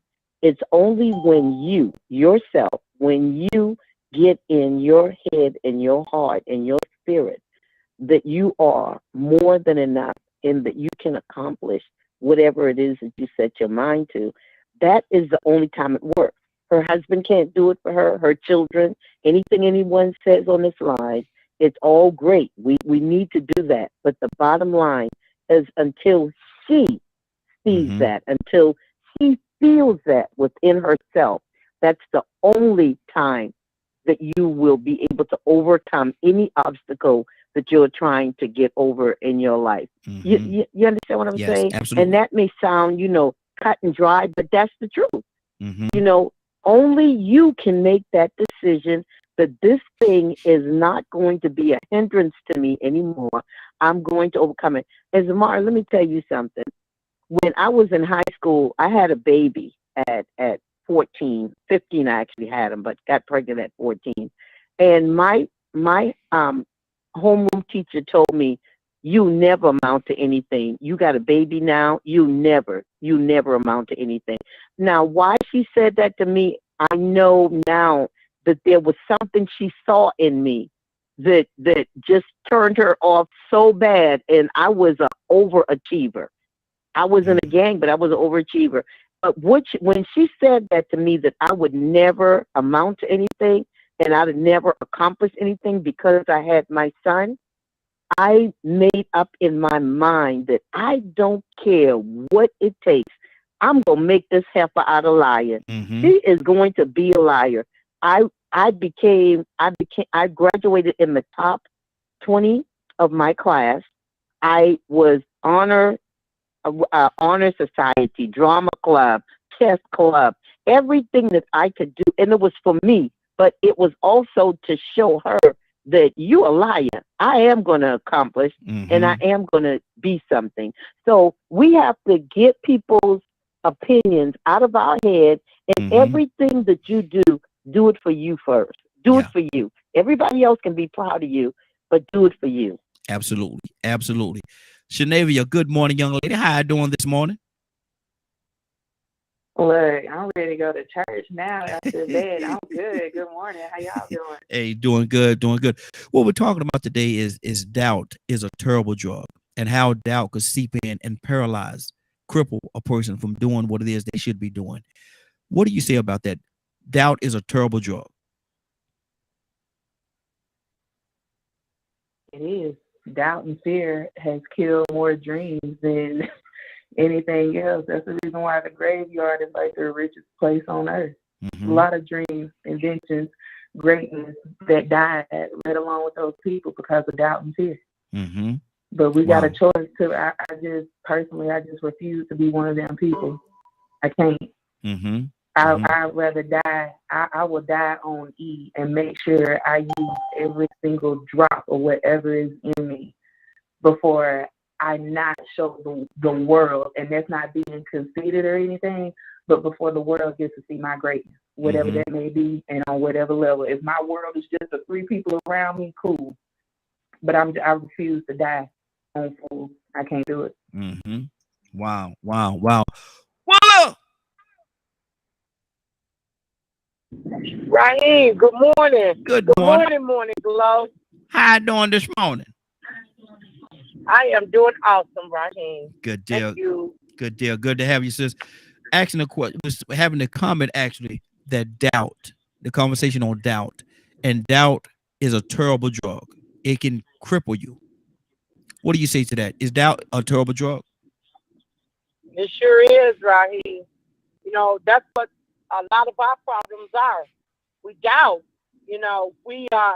When it comes to our faith, we say we believe, but in our hearts, we don't truly believe, because anytime you put a but behind your faith, then you're doubting that God is powerful. So the Bible says that we cannot, our faith is impossible to please. First of all, it's impossible for you not to believe in something, to think that something's going to work and you don't believe in it because you doubt it.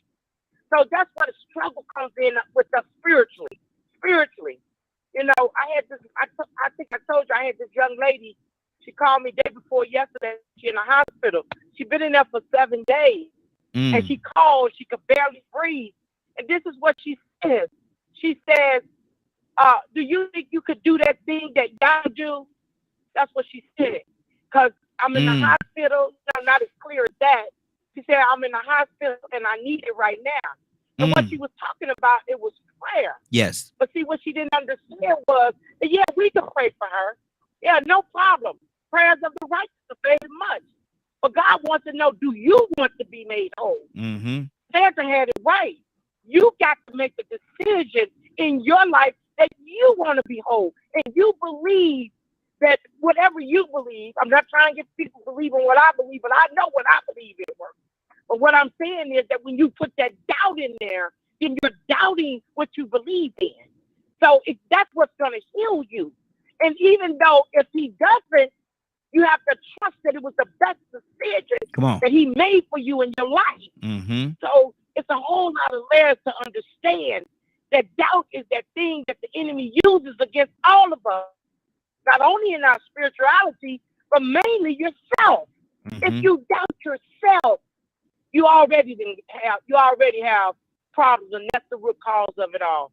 And that's what's on my heart right here. Good deal. Good deal. Toya with a T, talk to me, sis.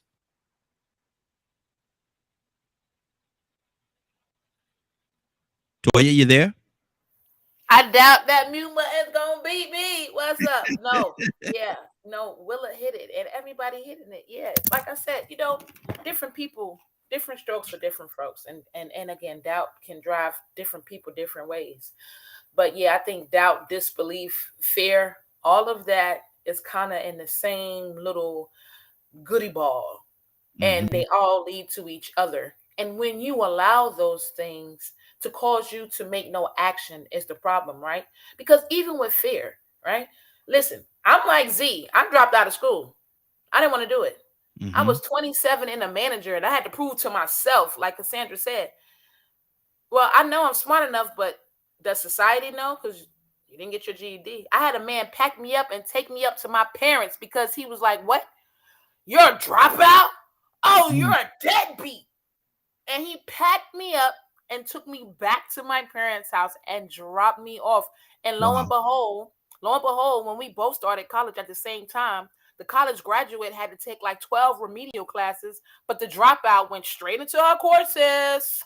Just saying. And that same dropout kept on going, right? Tricks of the devil to make you think whatever he got to use, fear, doubt, disbelief.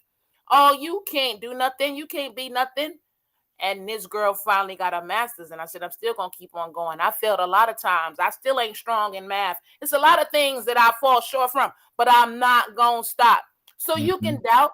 You can be scared. You can even have disbelief sometimes. Peter didn't think he's going to walk on water. But when he kept his eyes on Jesus, what he do? And as soon as he turned his head, what he do? He started drowning, sinking into his doubt. So again, at the end of the day, it really just depends on how you take this. But at the end of the day, when you know who you are and who God says you are, all things can be done, even if you fail, even if you mess up, even if you're not weak in one area. The goal is to keep on going regardless of your doubts. They doubted that David would kill that giant, but he did. They doubt that God even said it was true because he said, thou shalt not murder. But when it's time for him to say, kill, steal, and destroy, let me tell you who you better be listening to. So again, when it comes to doubt, you got to be real careful on where it's coming from and exactly how far and how deep it's going to let it drive you, because some doubts are in place for a reason, and some doubts are here just to make you get up and move something and show somebody that they doubt didn't even matter. Move, huh? Get out the way. Oh, that's right. Rico, talk to me, brother. Leonard, coming to you next. Man, I was thinking about how deep this doubt can go. One thing we do have to acknowledge is that it is mental. And once we acknowledge that it's mental, we have to acknowledge, what caused that mental trauma that brought that doubt on. Because once again, I know that some people have accomplished in things, and maybe they didn't get the recognition that they should. It wasn't valued the way that it should have been, and so that's what put them in that situation. So you pretty much have to understand, like, that's the role that a lot of school teachers have to play. When they get with certain students and they see that they get to this certain spot and they just can't get ahead, you have to find a way to motivate them when they have got to a point where they're taking themselves out of the situation. You have to motivate them to get them to want to be a part of the situation, show them what they are valued, where they are important. We need you to be a part of this. You're important, man. Without you, we can't get this done. Man, good job. You know, like you said about that about the car earlier. But you know, this thing, man, it can come from a point of despair, that doubt and that fear. And we have to understand that there's a lot of doubt in people that commit suicide. Yeah. You know, that's how deep it can go. Because some of those people doubt that they can survive in this life because there's something about this life or the way things are going that they don't like. And some of these people, they are sick. They are terminally ill. We look at some of these people and think to ourselves, man, they got the best life. I think Twitch said Twitch had financial problems or something like that. He had so much doubt that he couldn't survive or make it out of these financial problems that was the choice he took. The choice he made. You know, the woman that was Miss America that killed herself, that walked off the side of the building. Yeah. You know, she was a host on Entertainment Tonight. I mean, man, everybody would think that, look, man, you've reached all your potentials. I mean, you were actually Miss America, a black woman. Miss America, oh man, you got resilience. You're strong. You are accomplished. And she still had something that made her doubt that she wasn't going to be able to live the life that she felt comfortable living. She felt like she wasn't even living her life. Something went wrong. So, you know, this doubt thing, man, this doubt that you can make it, this doubt that you're going to be okay. You know, it's a lot, man. It's a lot tied into this, you know. Yeah, it is. Man, it really boils down to your desire and how bad you want it. You know, I said it earlier. Most people are gonna go to the things that makes them feel the best. And if you don't like reading, or if you don't like writing a lot, if it's boring, that might influence your doubt. That might complicate the stress. You know, but you asked a question earlier about how a person delivers the motivation, or maybe, you know, saying some negative words and where they're coming from. And anxiety and stress can cause a person to doubt. You know, like, say for instance, as a parent, I could remember being able to express to them different ways, solve certain problems, or handle certain situations that they were going through. But then I would have this issue with my children that it would be harder for me to express the same thing. They would be going through the same problems in math or whatever. But then I would panic. I would get anxiety and I would get all this stress. And then I'm like, man, why is it that I can't explain to them the right way that I can these other children? Why is it that when I'm saying it, they don't get it? And I know they don't get it because I'm not expressing it the right way.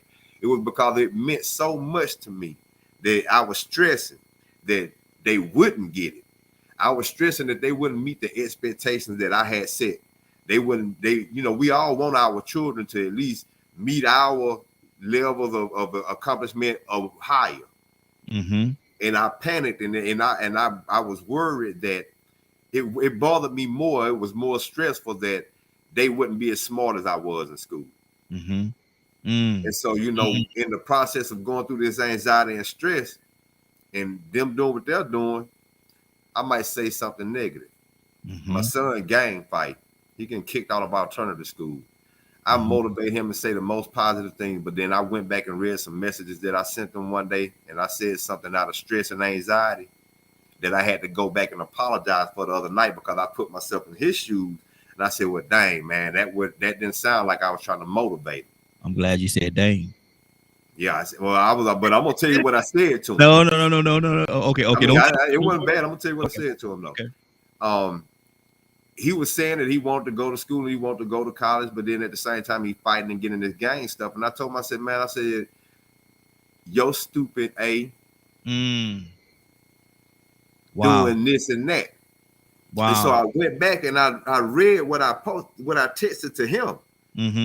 I had to go back. I said, nah, man, I said that wrong. I got to apologize. You are not stupid.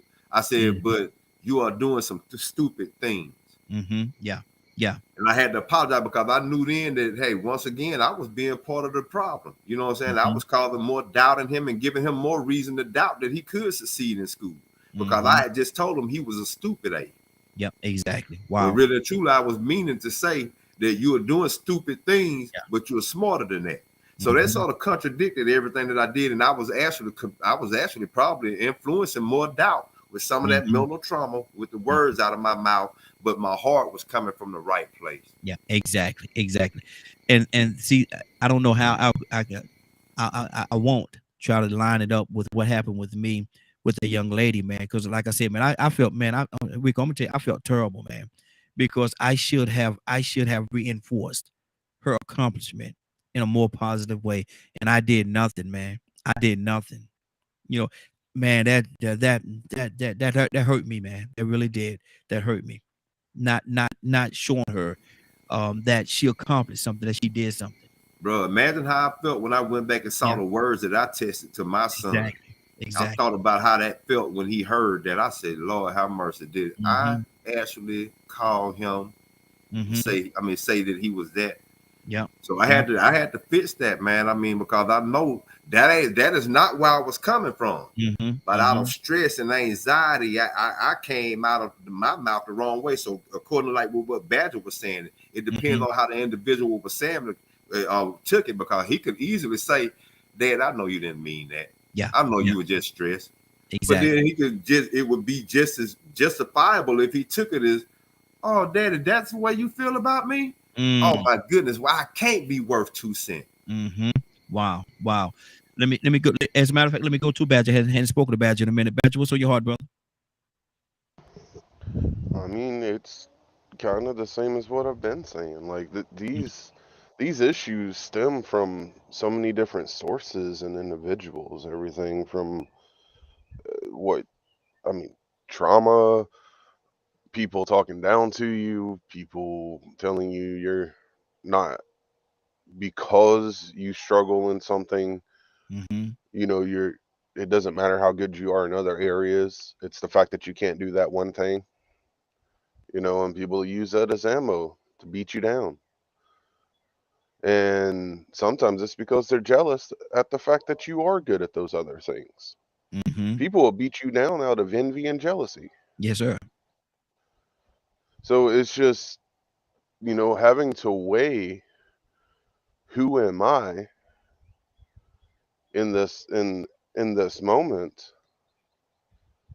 Am I a servant, or am I a slave to the comments people put on me? Wow. That's good.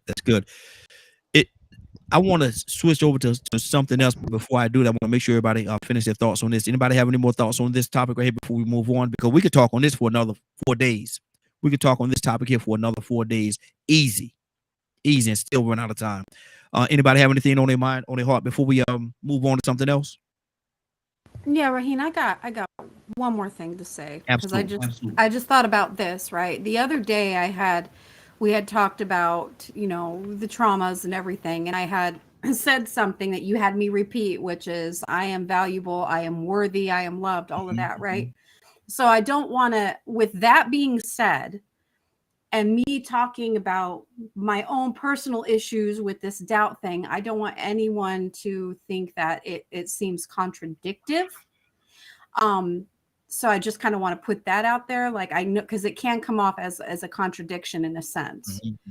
I do feel worthy. I do feel valuable. I do feel loved, but that doesn't mean I do not have these things that push against me, that keep me from reaching potential. Absolutely. So I just wanted to say that. Good deal. Let me go, Leonard. I'm gonna start this off with you. Leonard, you there? Yes, sir.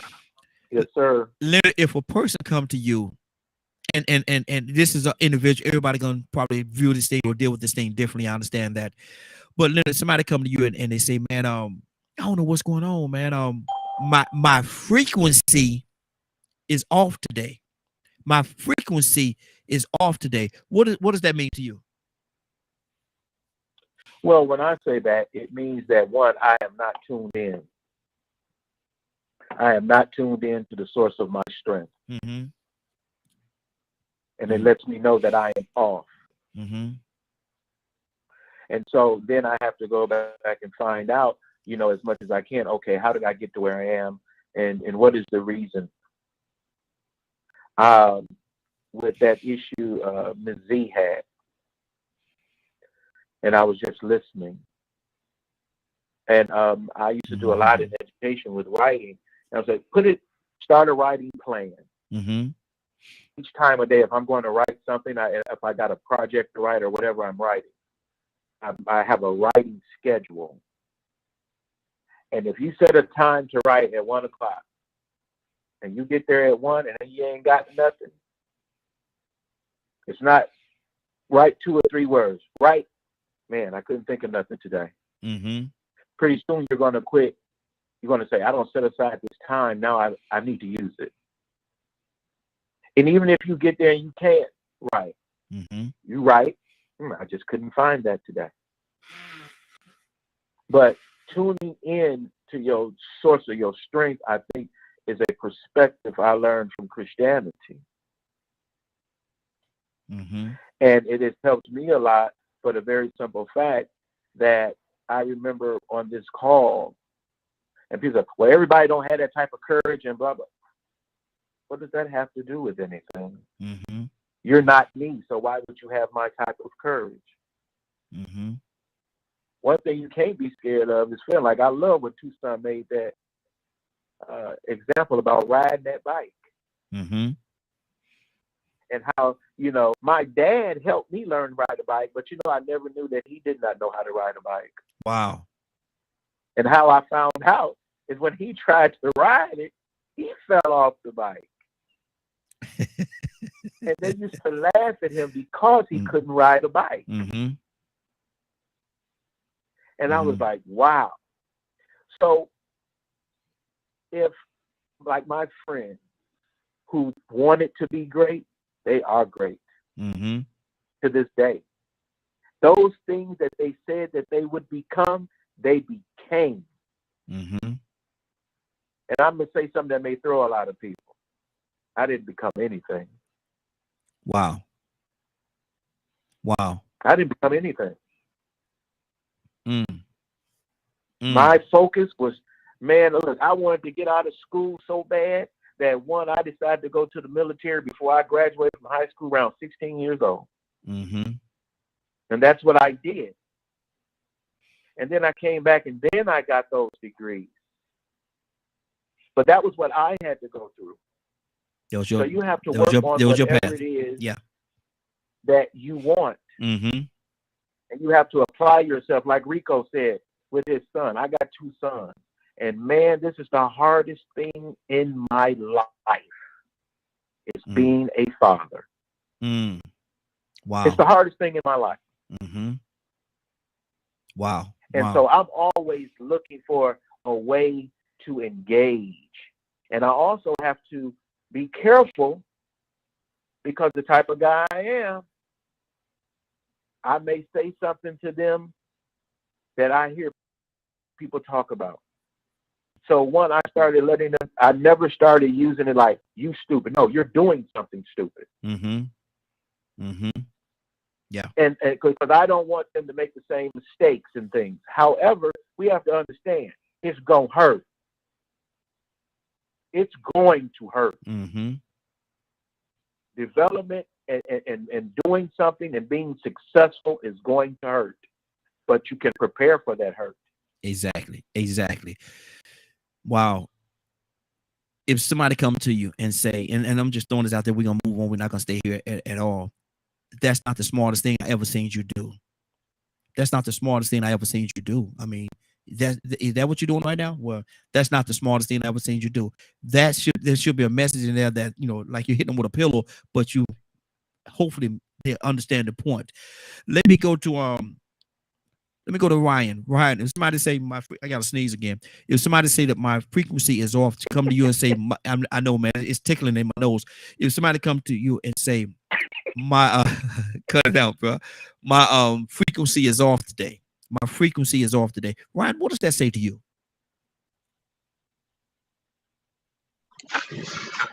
That says to me that there's something going on, and maybe the radio dial needs some adjustment.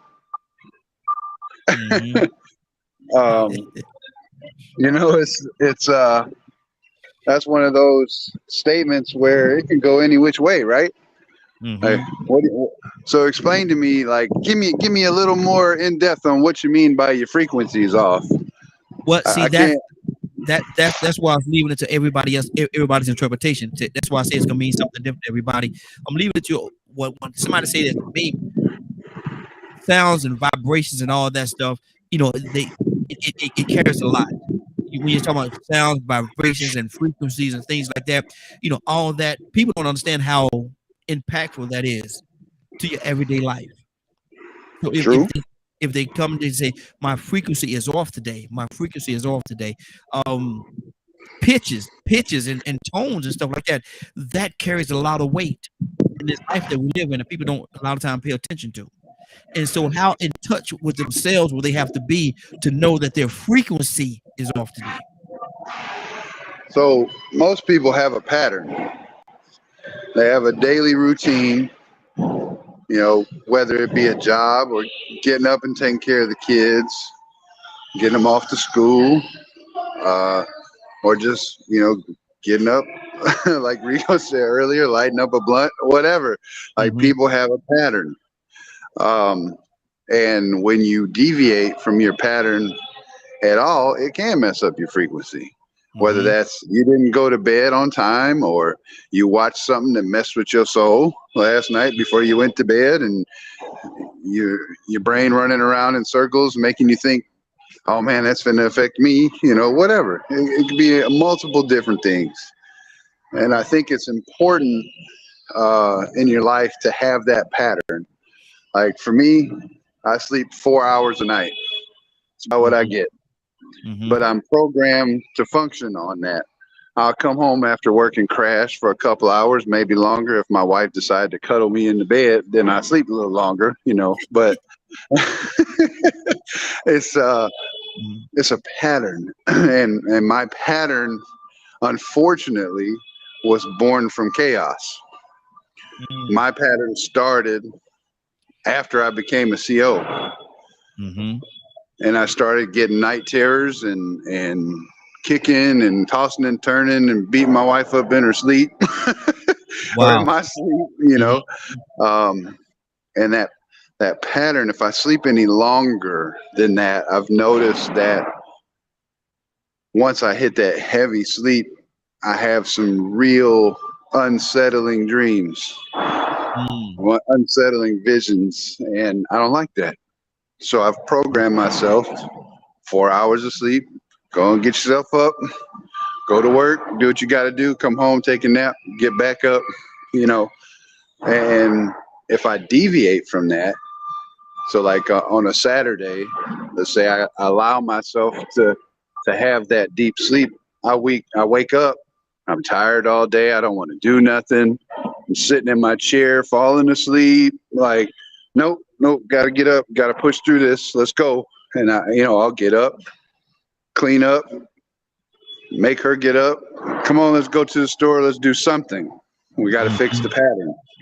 And I find that when people adopt themselves to a pattern, especially a good pattern that meshes with themselves, that a lot of issues tend to kind of drift off. Yeah, it's not going to solve everything, but a good pattern will stabilize your life, and you can base things around that pattern.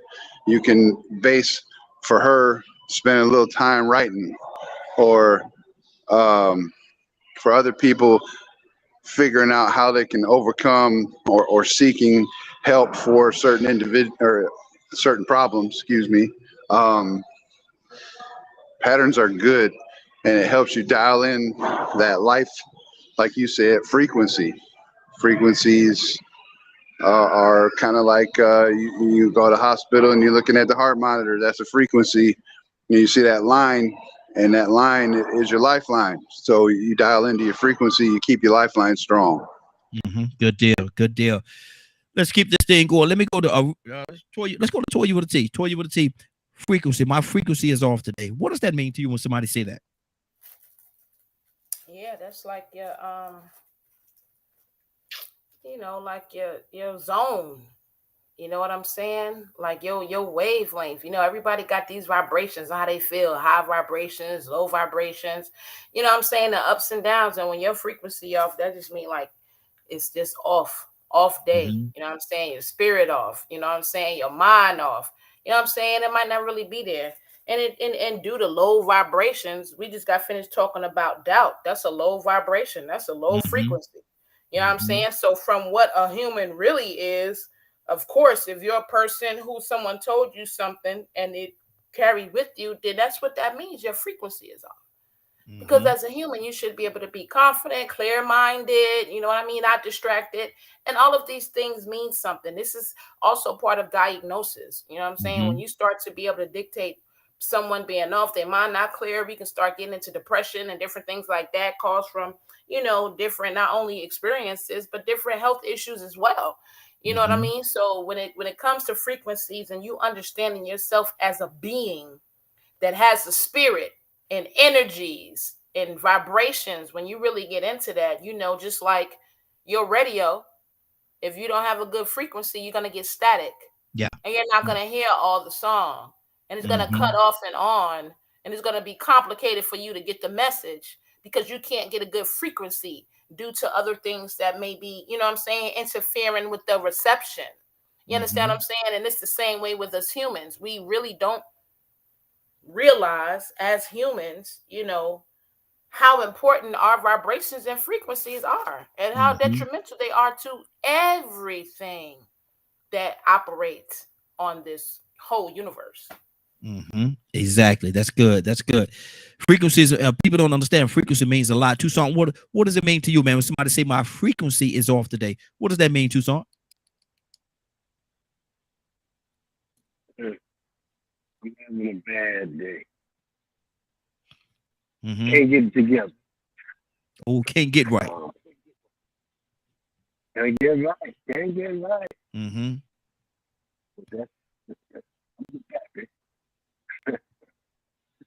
I think we all have that day.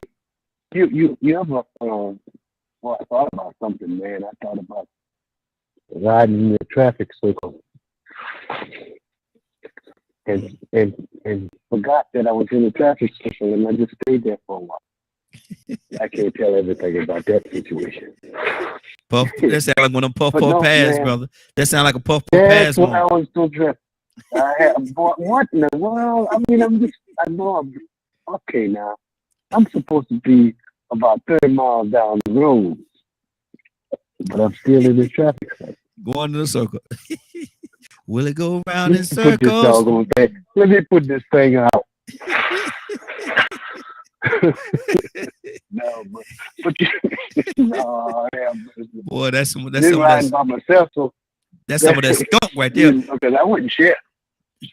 Hey, Tucson, boy, that sound like some of that skunk right there, boy. That's that skunk. One of the things that we did, if we could go back and straighten out some of the foolish things I did in my lifetime. No.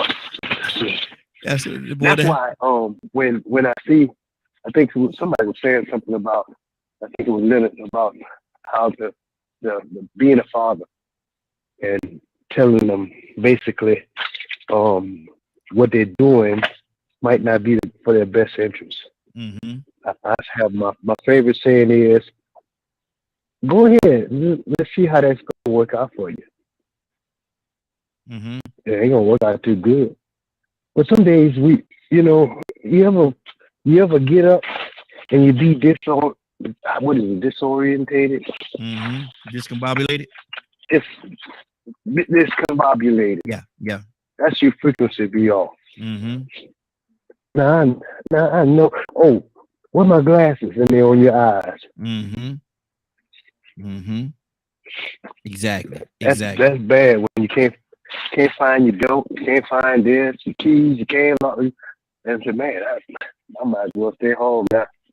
Look at put that lighter down, man. Don't even light it. Don't even light it, Tucson. It's not gonna do you right.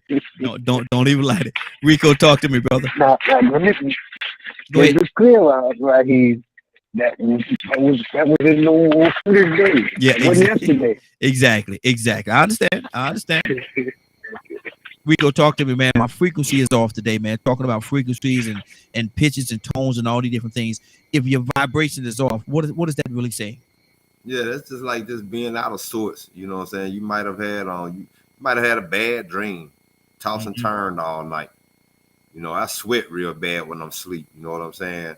Maybe I sweat a little bit too much and I spent too much time during the night tossing and turning and flipping pillows.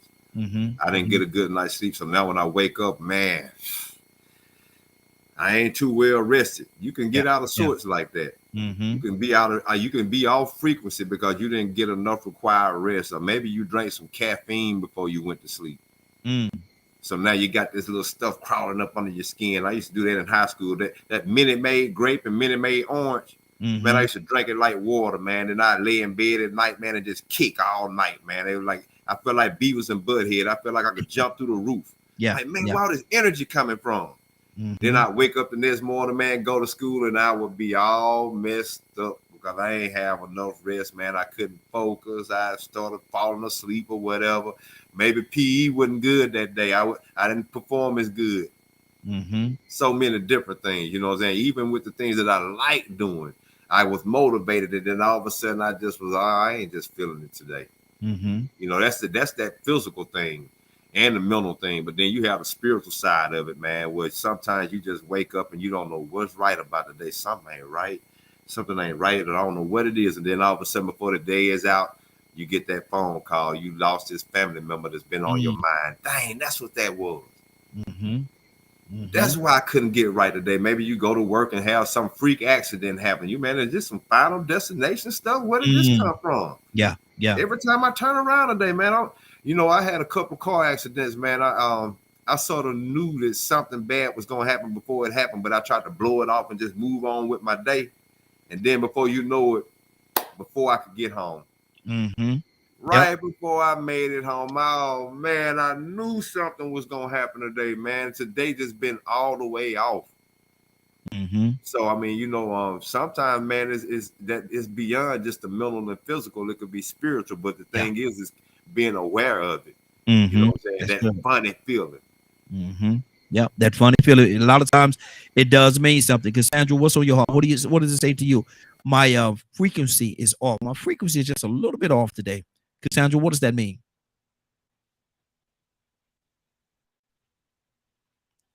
Cassandra? Okay. Can you hear me? Yes, there you go. Oh, okay. For me, it usually means that my spirit is off. I'm not feeling something is going on, and it's usually for me something spiritual. And I'm like, okay, what is going on? I'm not feeling right. I know that something is happening. I just don't know what it is. And usually before the day is over, I'll find something happens and let me know, okay, that's what it was. That's what had me off key, because remember that our spirits know things way before we come to the realization of what's going on. Our spirit sees and knows what's happening way before us. So sometimes it's just a sense of something is off. And some people have said that, but for me, it's spiritual. It's always a spiritual thing. When I say my frequency is off, it's a spiritual thing. Cassandra, when Jesus said to the fella, I call him the fella, what you got to do it quickly. How do you think that set into his spirit, knowing that, man, he knows? He knows. How do you think he felt at that moment? Judas. Are you asking me that? Yes. Yeah, that right there is the major thing that lets me know as a Christian that our spirit sees and knows things way before they happen. Can you imagine what that felt like? I've tried to think of what that felt like because of situations that I've been. It was with my life, knowing that something was coming. Even if you know something is coming, the idea that it could make a traumatic change or dramatic change in your life. Come on now. Mhm. And then to know that your very life is at stake for that particular thing, I can't even imagine what Yeah. that could feel like. Exactly. You know what I'm saying? And Yeah. I've been in that situation before. Wow. And it's messed up, man. Jesus handled everything so well, man. It's amazing. But that's because he's Jesus, and I ain't there. I ain't with Jesus.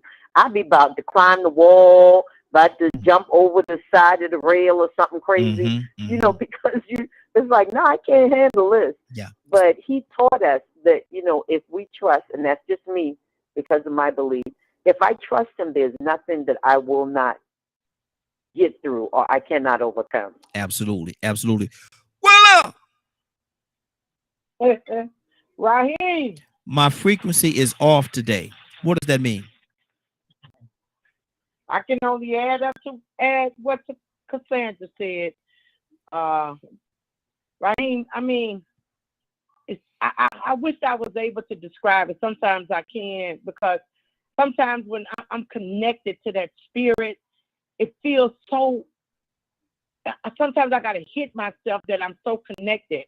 So when my spirit is off, it's because something probably happened like right away, and then the human side of me kicked in, and then the emergency side or the spiritual side kicked in. But there have been days that I've been off because I didn't get enough sleep. I didn't get up on time. People that I was supposed to pick up didn't come out like they were supposed to be, because I'm an on-time person. I don't like, if I tell you I'm coming at 8:30, I want you to be downstairs almost in the car at 8:30. That's the kind of person that I am. And it's a lot of things that would throw me off, but I'm going to say now that I'm in the place that I am now, man, Raheem, if I can only just share that with you, that the place that I'm in, you could, I mean, the connection is so strong sometimes. And this is a true story. I pick up this lady named Georgina, and I told her, you know, she was struggling, having bad problems and things going on. I prayed for her, and I said, look, girl, I said, God is telling you to move some people out your life. I don't know who it is or what it is. I said, but that's what he's telling me. So a week later, true story, a week later, this young man by the name of Ralph almost beat her down. That was the young man that he was supposed to move out of her life, and she didn't. She didn't do it. See, sometimes God, you don't know sometimes. God sees things way ahead, and he tries to prepare you for it. So you got to keep that connection. You got to keep that connection. So sometimes, I don't know why I keep saying sometimes, because I mean all the time when it comes to me, him leading me, guiding me, directing me.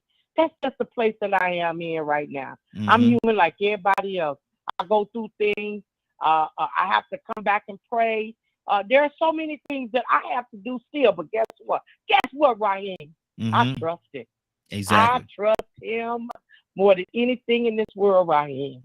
And that's where my heart is today, Ryan. Good deal. Good deal. Zamari, talk to me, sis. My frequency is off. My frequency is off today. What does that mean? Let me go into this chat. Frequency is off today. Huh? I said my frequency is off today. I woke up with that headache. I woke up late. I wanted to be here on time to be a part of this today. Didn't wake up until after 7:30, I think it was. So, and that just kind of throws everything off. But my kids are home today. They're on break. They're on their winter break. So I didn't really have to get up, right? But I wanted to. I wanted to be here early. And now I feel really tired. I feel exhausted. I feel like I just want to go lay back down and go to bed because, I don't have that motivation today because I don't have to really do anything today, right? And so that's part of that for me anyway. When there's nothing, when I know I don't have anything that I have to do, I don't have to worry about having stuff done. And then you get really lazy and everything. And then you just don't feel productive. And, that low frequency, it makes you tired. For me, it does. It makes me tired, right? And so that's like what my husband said earlier. Let's go out and do this and get this done and that done. And when I get like I am today, where I'm just tired because that frequency is off like this, I'm just like, I don't want to. Nah, not today. But then once he gets me out and I get motivated and I get moving, and I'm like, oh, all right, and that energy hits, right? But then as soon as I come home, then it's like that low frequency again. So it's like this vibration doing this. But one of the on a spiritual level, I will say this, and I know y'all been in church. I know you've been in those worship sessions, right? And have you ever heard that? Have you ever heard anyone tell you about frequencies and how that ties to spirituality and that connection and those breakthroughs? And so sometimes if you watch when people are up in that altar and that frequency is hitting certain people like that, and they're on that vibration, but then you have other ones who are praying and praying and praying and praying and praying for that breakthrough during those worship services, but they never get there because their frequency isn't matching what's going on in that worship service, what God's trying to do. And that could either be because they're fighting against what God's trying to do in that moment. And so they're keeping their frequency at another level when God is trying to take them to another level that's above that frequency. And so having that in those worship, and I've seen it happen so many times during those worship sessions, during those altar moments where people are fighting and they're fighting. And I remember I did this, my breakthrough. I did this and I kept fighting, and I kept having this one particular woman. She kept coming up to me. Her name was Vicky. She said, God said to let go. Why are you fighting still? Stop fighting it. Just let go. And I'm like, what are you talking about? I'm like, God, I've given you everything. What more do you want? I'm here. I'm on my knees. I'm on my face. And then she kept pacing around me while she's pacing the room. She let it alone for a minute. And then she comes back around. And she said something about letting go of God, not God, but like the things I had put in place of God. And at that moment, when she did that, the one person that came to my mind, because remember, I hadn't had God before that moment, the one thing that came to my mind was my husband, because I had put him in the place of God. And so when I came to that realization and I took my husband off that pedestal and put God there instead, and when she told me that, when I tell you my knees went weak and buckled, oh boy, did they. But the moment I did that, then I met that frequency that I was supposed to be at. Yes. I met him there. He met me there. And then it broke down those barriers, that spiritual barrier. Once I let all that go, and once I met at that frequency level that God was trying to get me to. So that spiritual thing, that spiritual frequency, that is a really real thing, but you got to kind of check yourself and figure out, why aren't you getting to that frequency? What's blocking you from reaching that frequency? What do you have going on up here that's not allowing you to get to that frequency? That's good. That's good. That's good. Stanley, good morning, sir. How are you doing this morning? That's good.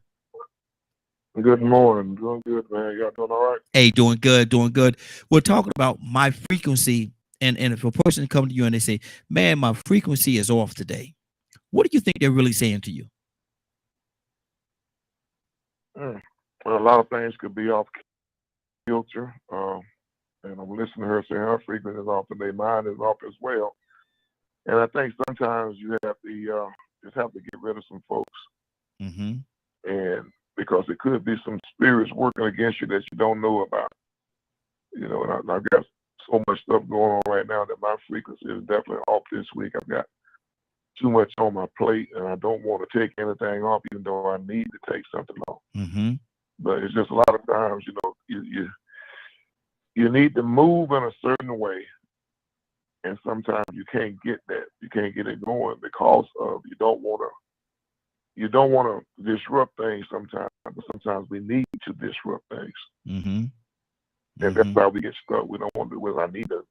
I need to get this person out of my life. Or I need to get that person out of my life. I need to change jobs, or I need to make a certain move, or it's an investment or something like that. But we kind of scared to do it You know, even though we know it's off, we get so comfortable in our positions or where we are and what we're doing that we don't want to make those changes. Mm-hmm. So sometimes we need, but like I'm just hearing about the young man to beat the woman. She probably felt that she needed to make that move, but then again, in love and, you know, stuff like that, and they just didn't want to get away from the guy. So it's just a lot of things, man, that, you know, as we always say, it's a lot of different levels Yeah. to these situations and to these questions. Mm-hmm.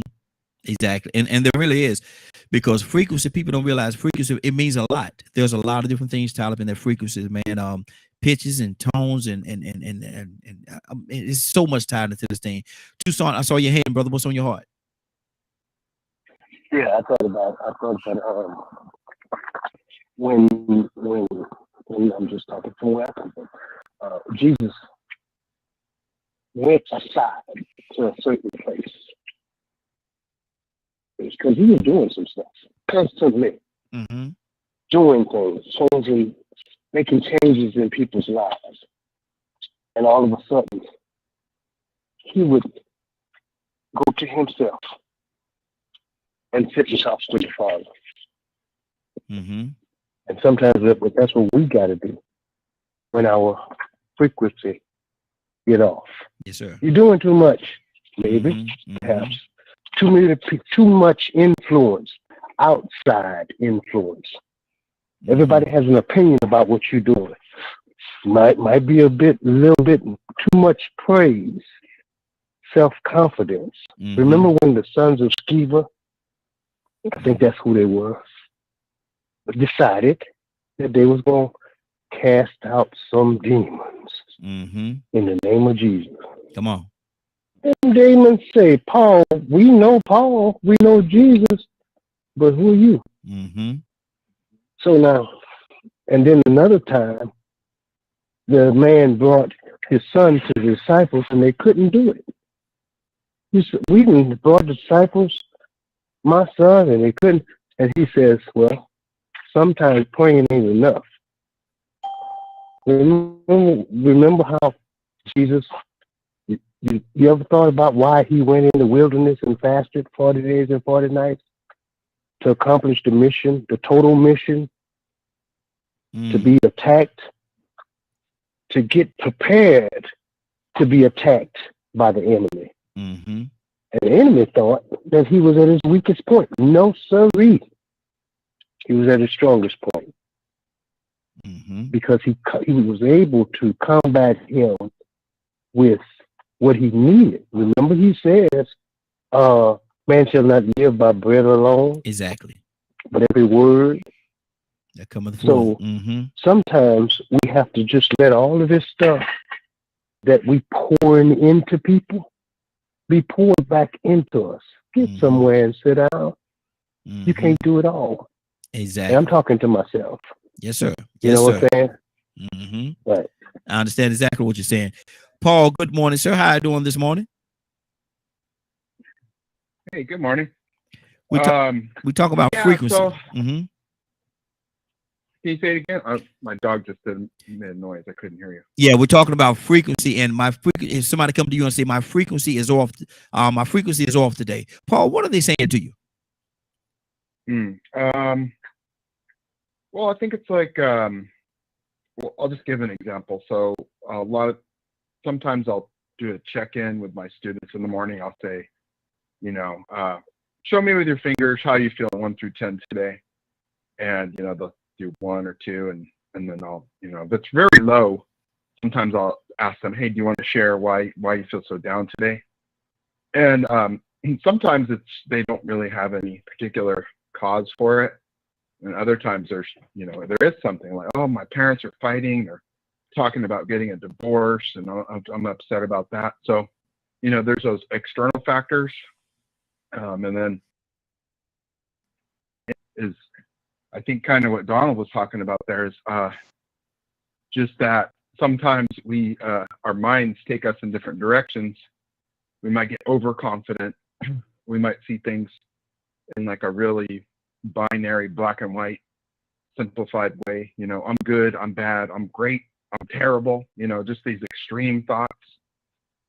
So, and I think that relates to like spirituality to some degree. I think people who lack sort of a spiritual consciousness sometimes get arrogant, right? They just, oh, I got it all figured out, I'm the best, I'm this and that, or they go the other extreme. So I mean, like the vibration thing, to me, it's internal. You know, we create a lot of our vibration, but a lot of it is we're organisms that are being affected by other organisms around us. You know, the people around us, our environment, our diet, our habits, all these things affect us. So, yeah. So I think it's internal and external. Good deal. Good deal. Well, anybody have anything we're going to get on out of here for today? Anybody have anything on their heart before we get out of here? Okay, go ahead. If a person came to me with that, sometimes a simple question of what's got you thrown off? Because there's so many variables of what can throw us off, be it a stressful situation, not knowing how to make ends meet. There's a lot of things. But however, learning what is throwing you off is a very valuable thing to do. That's good. That's good. Anybody else have anything on their heart? Man, I love what Paul said about how he asked his students to show how they feel from a number 1 to 10 and hold their fingers up. I don't know if people realize just how simple that is for the village, for a school teacher. Remember what I said about a school teacher or a coach? How important and huge that is for therapy purposes, especially early in the morning, you know, to have somebody a child or somebody to come to you and tell you what's going on with them and that they're off balance, somewhat gives them some type of balance, because positive reinforcement and concern to me always a balance. You know, it's funny that we went in this direction earlier and then going into this, you know, about being off frequency. And I think I associate that a lot with having too much yin and not enough yang sometimes, being out of balance.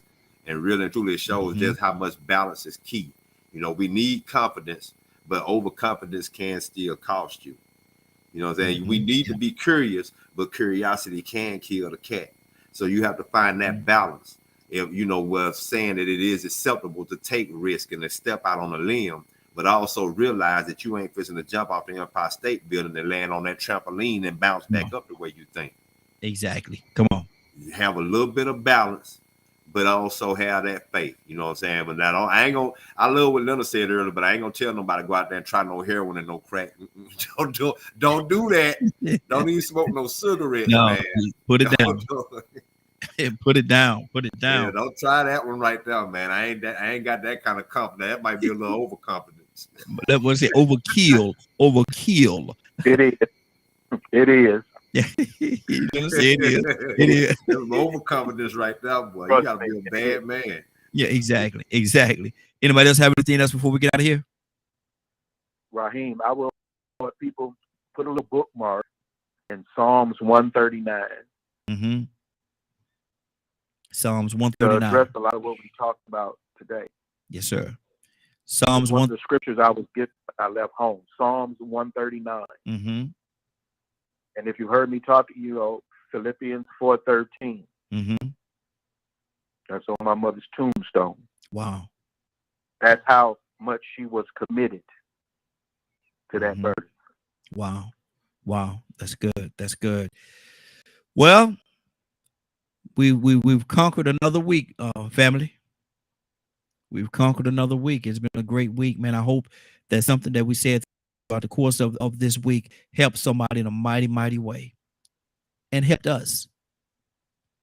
Rico, what's going on at 3 o'clock today? If you missed today's show and would like to hear or see the rebroadcast in its entirety, you can tune in at 3 p.m. Eastern Standard Time on www.dkmmediagroup.com. Now, Rico, I got to do this for you, man, because I got to do you a solid. You know, we're going to have the 70s, 80s, and the 90s party. I got to do you a solid, brother. I got to do you a solid. I'm looking at it, man. We got a lot of the numbers, a lot of people that's tuning in that hadn't tuned in before. So I want you to take this opportunity and explain to them that you do know what the word is. You do know. Yeah, definitely. Yeah, man. This is inside thing. I guess customary to the DKM family, but I do know how to say the word entirety. You know what I'm saying? But he says entirety. I don't know where it came from. I just jumped into the fold and had to conform to the process. Yeah, because we got a lot of people listening, man, and they might say entirety. They might think you don't know what, So I had to give you a chance. I'm from Alabama, but I ain't that country. Exactly. So I couldn't have all these new people listening and walk away with you saying entirety, and they thinking that you don't know, man. No, I couldn't do you like that. Talking all fancy, saying it like it's French. Exactly. Exactly. So yeah. He do know what the word is. That's like you said, that's an inside thing that we do here. So when you hear him say entirety, it's an inside thing. All right. Now, Willow. Raheem, come on, let's go, Raheem. Well, now today Friday. Well, are you sure you ready? Should I go to somebody else? Are you sure you ready? Raheem, I am so ready to receive God's word. Come on, Raheem, let's go. Well, I'm gonna tell you something. Since you said it like that, I ain't got one more thing to say. One more thing to say. You know what that is? Let's go. Let's go. Let's go. Come on, Raheem. Let's go this morning. Ooh, let's go to the throne of praise. Father, we thank you so much for waking us up this morning, giving us another day. Another day that we've never seen and we'll probably never see again. We thank you so much, Lord, for bringing us through the week, Lord. Father, we're asking that you continually bestow your mercy, your grace upon us, Lord. Father, keep allowing your Holy Spirit to dwell in us, Lord, with that connection, that supernatural connection that leads us, that guides us, directs us, lines us up with your will. Oh, Lord, we thank you. We thank you, Lord, for your word. We thank you, Lord, because your word is what brings healing. Your word is what brings confidence and boldness to those who know you, Lord. We thank you and stand on your promises, Lord, that when we lose our loved ones, Lord, that you will be our comforter, Lord, and you'll give us the peace that surpasses all understanding. We thank you, Lord, for it. We thank you, Lord, for the children that you've allowed to be in our lives, Lord. We don't always get it right, Lord, but we know that in the end, you're going to get the victory. We thank you, Lord, for that. You said it in your word that you will not have us to be ignorant, Lord. We trust you, Lord, and stand on your promises, Lord.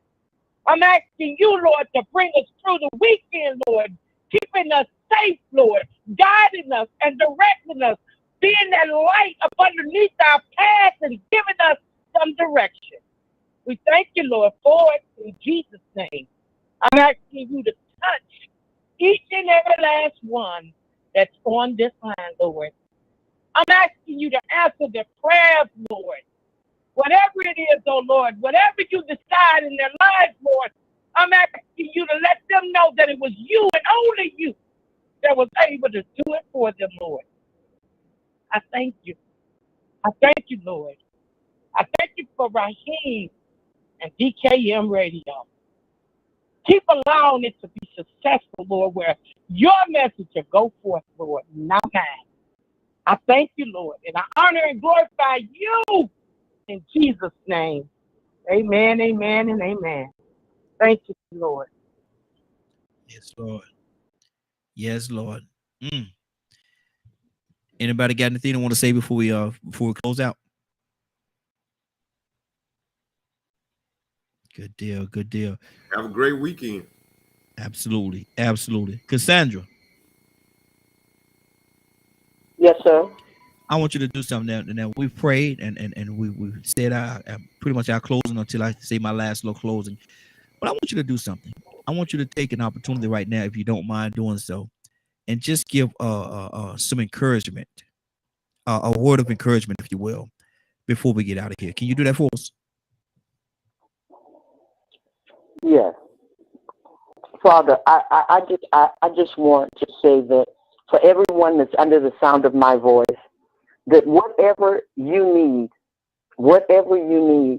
God's got it. Well, there's a song that we sing that says, whatever you need, God's got it. Mm-hmm. So I want everyone to understand that no matter what you're going through right now, no matter what challenges you're facing, that there is a God. There is a whatever it is that you believe in, whoever is your higher power, that things can be done and accomplished through your belief and your trust in who you believe in. And I just ask you all to hold true. I feel like somebody on here going to feel it, not going to be able to through. It is a lot. There is hard, and you can make it through any and every challenge that you may be in right now. So thank you, Raheem, for letting me see that, because that was on my heart. There's somebody listening that you feel at your wit's end, and I'm telling you that there is a plan for you. Yes. And just hang there, trust God, lean not to your own understanding, and God will direct your path. Absolutely. Absolutely. And God is amazing, man, because he laid it on my heart, to come to you. And it was already on your heart to do that. So that's amazing to me. That's absolutely amazing to me. Thank you all. Thank you all for joining us. And it is now 10:20. I want to thank everybody for joining us. And more than that, I want to thank you for allowing DK, your media group, and associates, and the Morning Glow for being a part of your morning. It is now 10:20. I think my grandbabies are listening too. And good morning to my mom as well. Good morning, my grandbaby. Great. I think my grandbabies are watching me this morning. Good morning. I see y'all over there. Love you, people. I love you, babies. People, I love you. Yes, I'm saying good morning to you. Now, I could get back to what I'm doing. It's now 10:20. I want to thank everybody for joining us. More than that, I want to thank you for allowing DK, your media group, and associates, and the Morning Glow for being a part of your morning. It is now 10:20. You're about to exit the Morning Glow, but before you go, I want you to do me two favors, if you will.